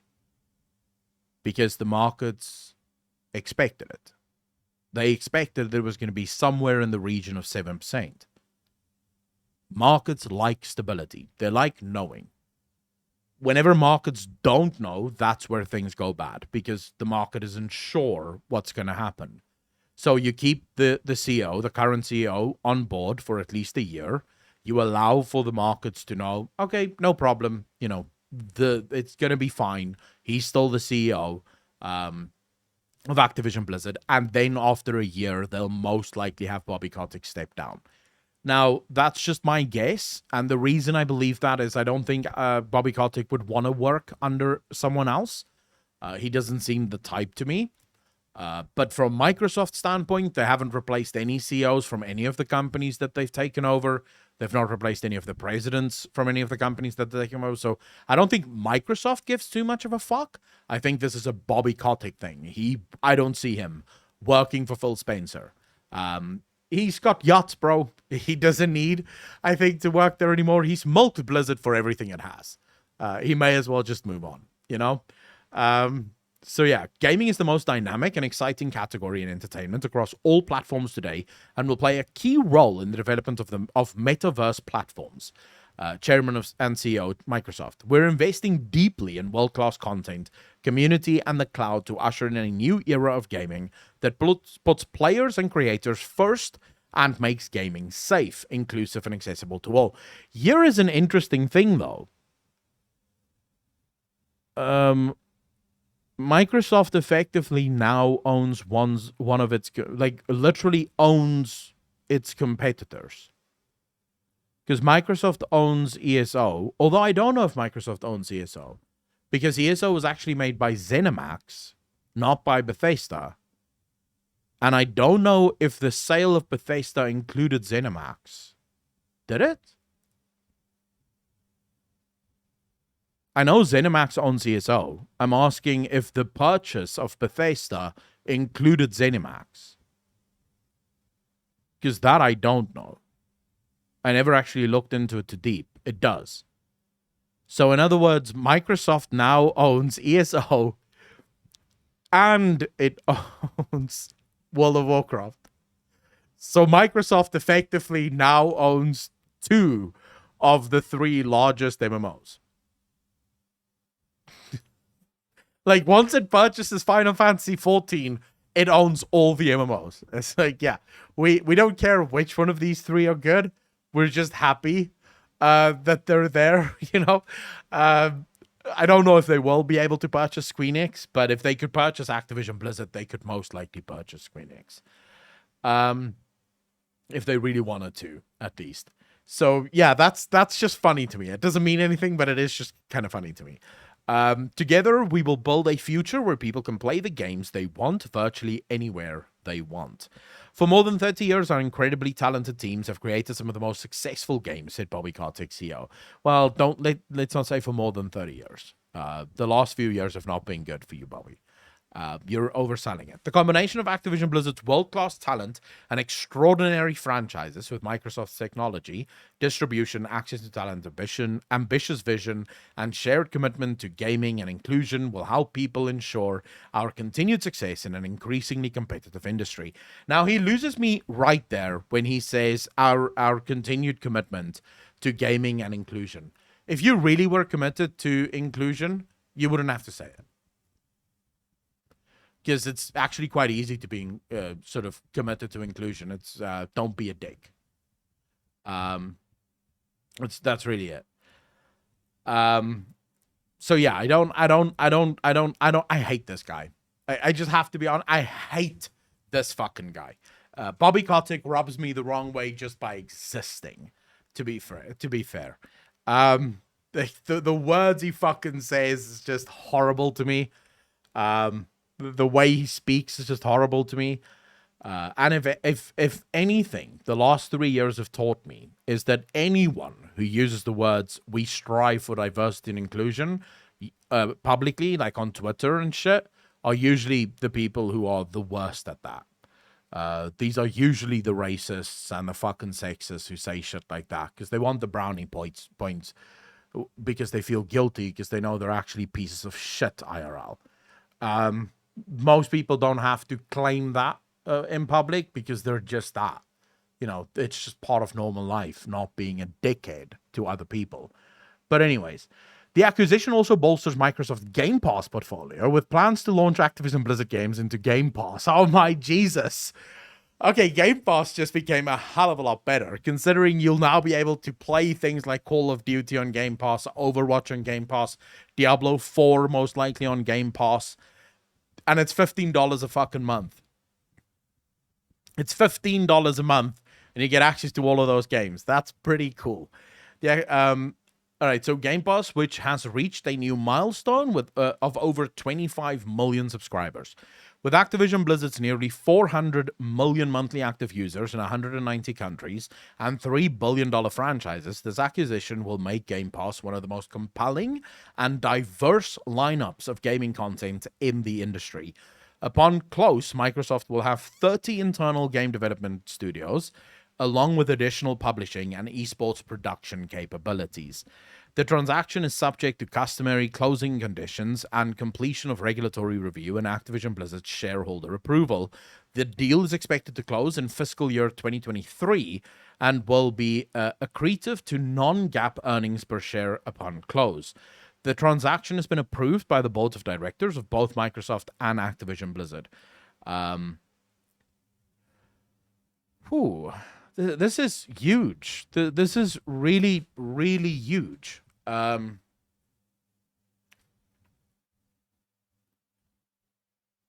don't know what to make of it at the moment.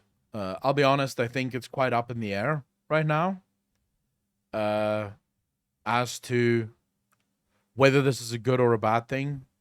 Because, like I just told you guys, from what I've heard, the people who work at companies that have been acquired by Microsoft have no issues with it whatsoever.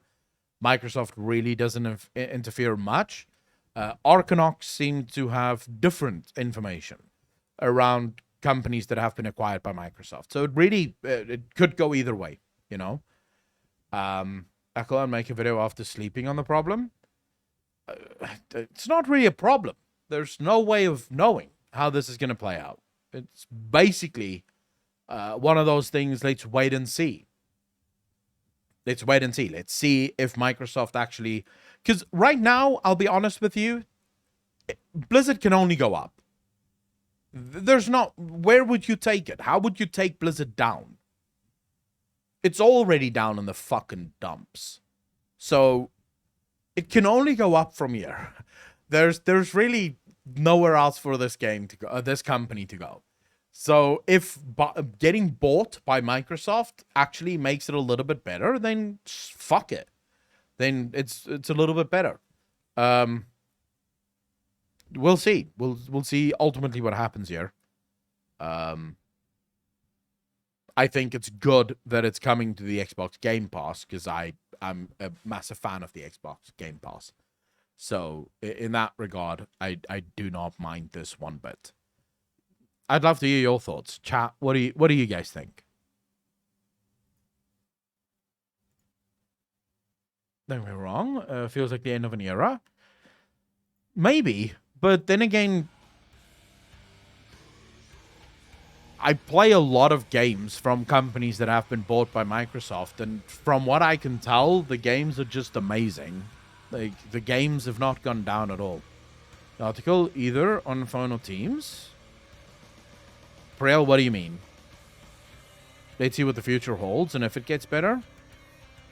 I mean, the deal is only going to close in 2023, right? So, we're most likely only going to see a difference by... Oh. Jesus. 2025? 2026 maybe is when we'll start seeing a difference. I don't think we'll see a difference anywhere like soon. anywhere soon. Most of us will be retired by the time we actually start seeing a difference, I think. Well, actually, not that bad, but yeah. Alex, are you still here, by the way? Are you still in chat? Hey, Microsoft might just decide to start pushing StarCraft again, because Microsoft is actually, they love Age of Empires. Maybe Microsoft is like, hey, we would love more, more sort of strategy games, RTS games. That would be fucking cool. So, Alex, all of these videos still have to go up on the Clips channel. The Fall and Rise series haven't been uploaded anywhere. It's under Final Fantasy Clips. I think I'll listen to their call. But yeah, you can absolutely listen to the call.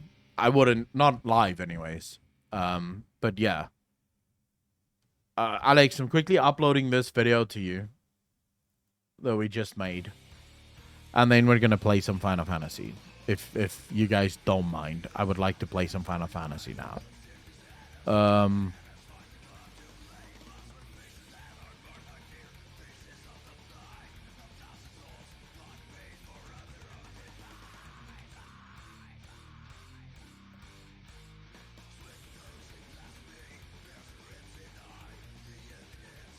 Can I just say, I have a video on my channel. I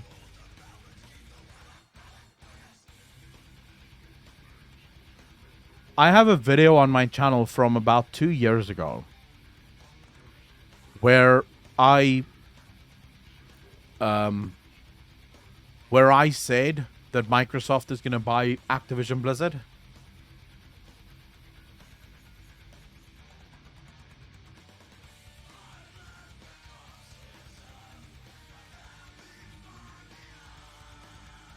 Organs, so I doubt that World of Warcraft would be on the Game Pass, considering Microsoft have already bought Bethesda and ESO isn't on the Game Pass. And I don't think I don't think they'll put it on the Game Pass. This is going to be one of those things where World of Warcraft will remain sort of something on its own, and ESO will remain something on its own. It doesn't make sense to put it on the Game Pass because it has its own internal subscription service. And the last thing you want is people to be to pay a subscription to get a game only to realize that they have to pay another subscription in order to actually play the game. Unless, of course, they come up with a different system whereby they make both of those games, ESO and WoW, free to play along with Game Pass. So if you have Game Pass, you can play both those games for free, and then they turn World of Warcraft's thing also into a bit of a, if you do pay the subscription, you get a bunch of extra goodies, maybe, like you do with ESO. Maybe they could move both of those games onto the Game Pass, but it sort of caught me as really interesting that ESO is still not on Game Pass. If you want to play ESO, you still have to buy it, and you still have to pay the subscription for it. Unforgive One is asking, Alex, if the design you sent is on the store already. And I think the answer to that is no, because I've been sleeping on it.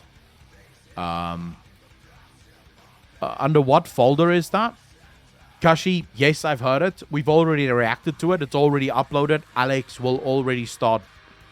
Alex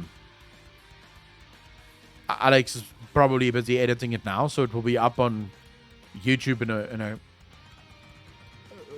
When will this be up, Alex? Hour, maybe. So which one of this? Is it this one?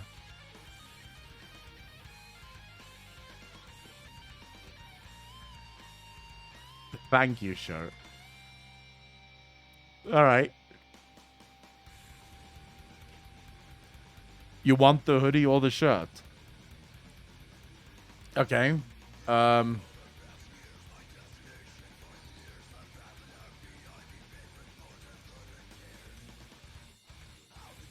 Who just got home and was told this? It's pretty big. Wait, both? What both? I don't see two.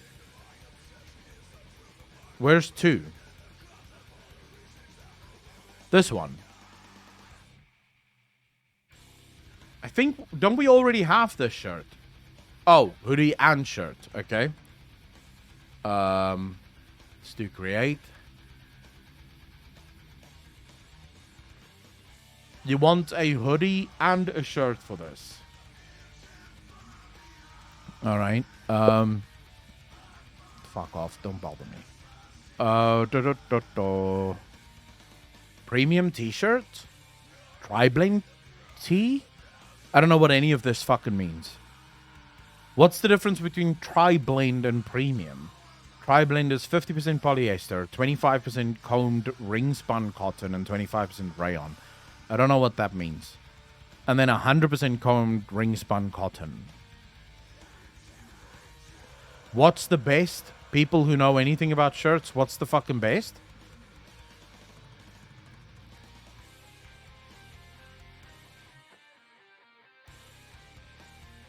Black, white, grey. Yeah. I'll do the grayscales. Don't worry about it. So I just heard the news that Microsoft bought Activision. Dilipus, yes. We've already covered it. Alex is busy editing it now. Oh, these are the best shirts. Try is sort of new in their shop. Yeah, Try is kind of new. Just not sure if Try is the best. What Link Mike Ybarra's response?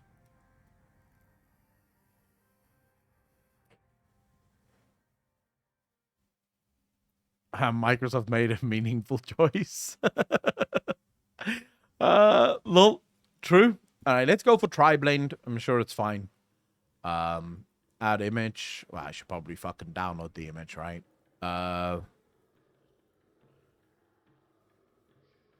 Download. Finished product. Much.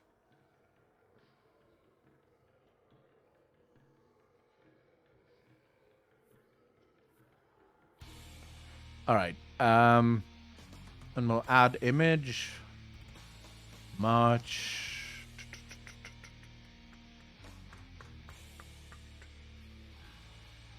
This. All right. No, unforgive one. Don't apologize for it. Bro, you want to give me money by buying merch? I'm not gonna hate you for that.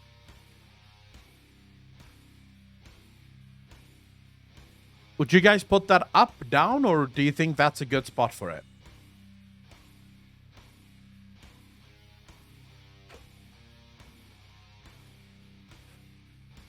Come on, I need someone that knows something about fucking, about clothes to actually tell me about this. Mike Ybarra, literally just a smiley face. Wait, but why is Devlore upset about it? How is this your response? What the fuck did you want, Devlore? You wanted things to continue as normal? Mike is coming home. Smile suits Euro better. It has Zoom Euro. Further up is better, I think. You're talking to gamers? You think we know anything about clothing? I don't fucking know.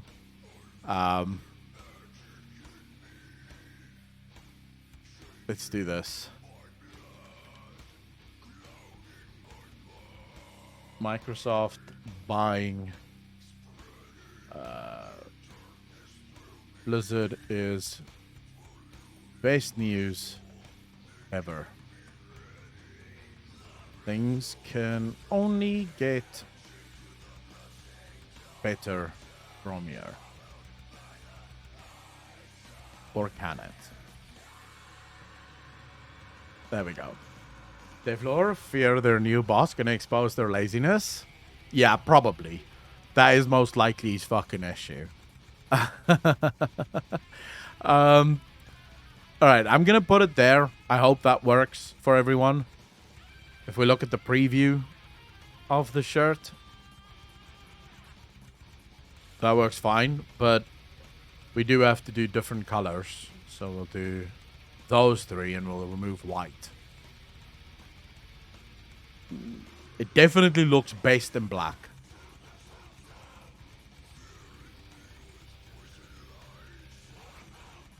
keep the price. Continue. Alright, now we can add it to more things if we really wanted to. So which hoodie do you want? They are keeping Kotick as the CEO for the duration of the deal. Then Phil Spencer will become the CEO. Knock, yes. That's effectively, they're basically keeping Kotick just to not cause too much upset within the market. So they're just basically trying to sort of calm investors, so investors don't stop pulling out their money because they don't know what the fuck is going to happen. By the way, also thank you for the first time chat. Really appreciate that. I'm sort of a massive fan of classic pullover hoodie. This is sort of my favorite hoodies, is the classic pullover hoodie. So let's go for this one, right? And we'll do sort of dark colors on this one as well. Blue doesn't work with it. Gray doesn't really work with it, does it? Not really. Who the fuck would buy a purple shirt? Is there someone that would actually buy a purple shirt?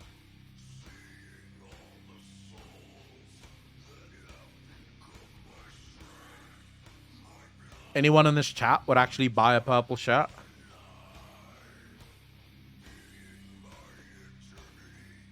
Let's go for charcoal as well. I think these three colors is fine. Should cover all of it, right? So let's do done. Continue. Alright, that should be it. The name is thank you.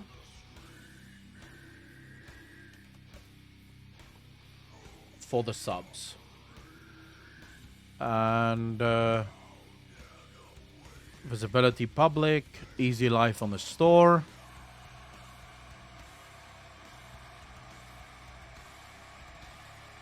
Publish.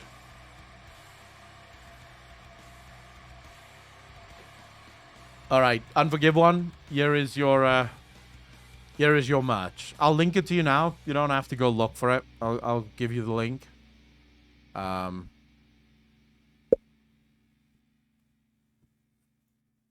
I will not be ordering these samples because it takes fucking forever to get to South Africa. Fucking forever.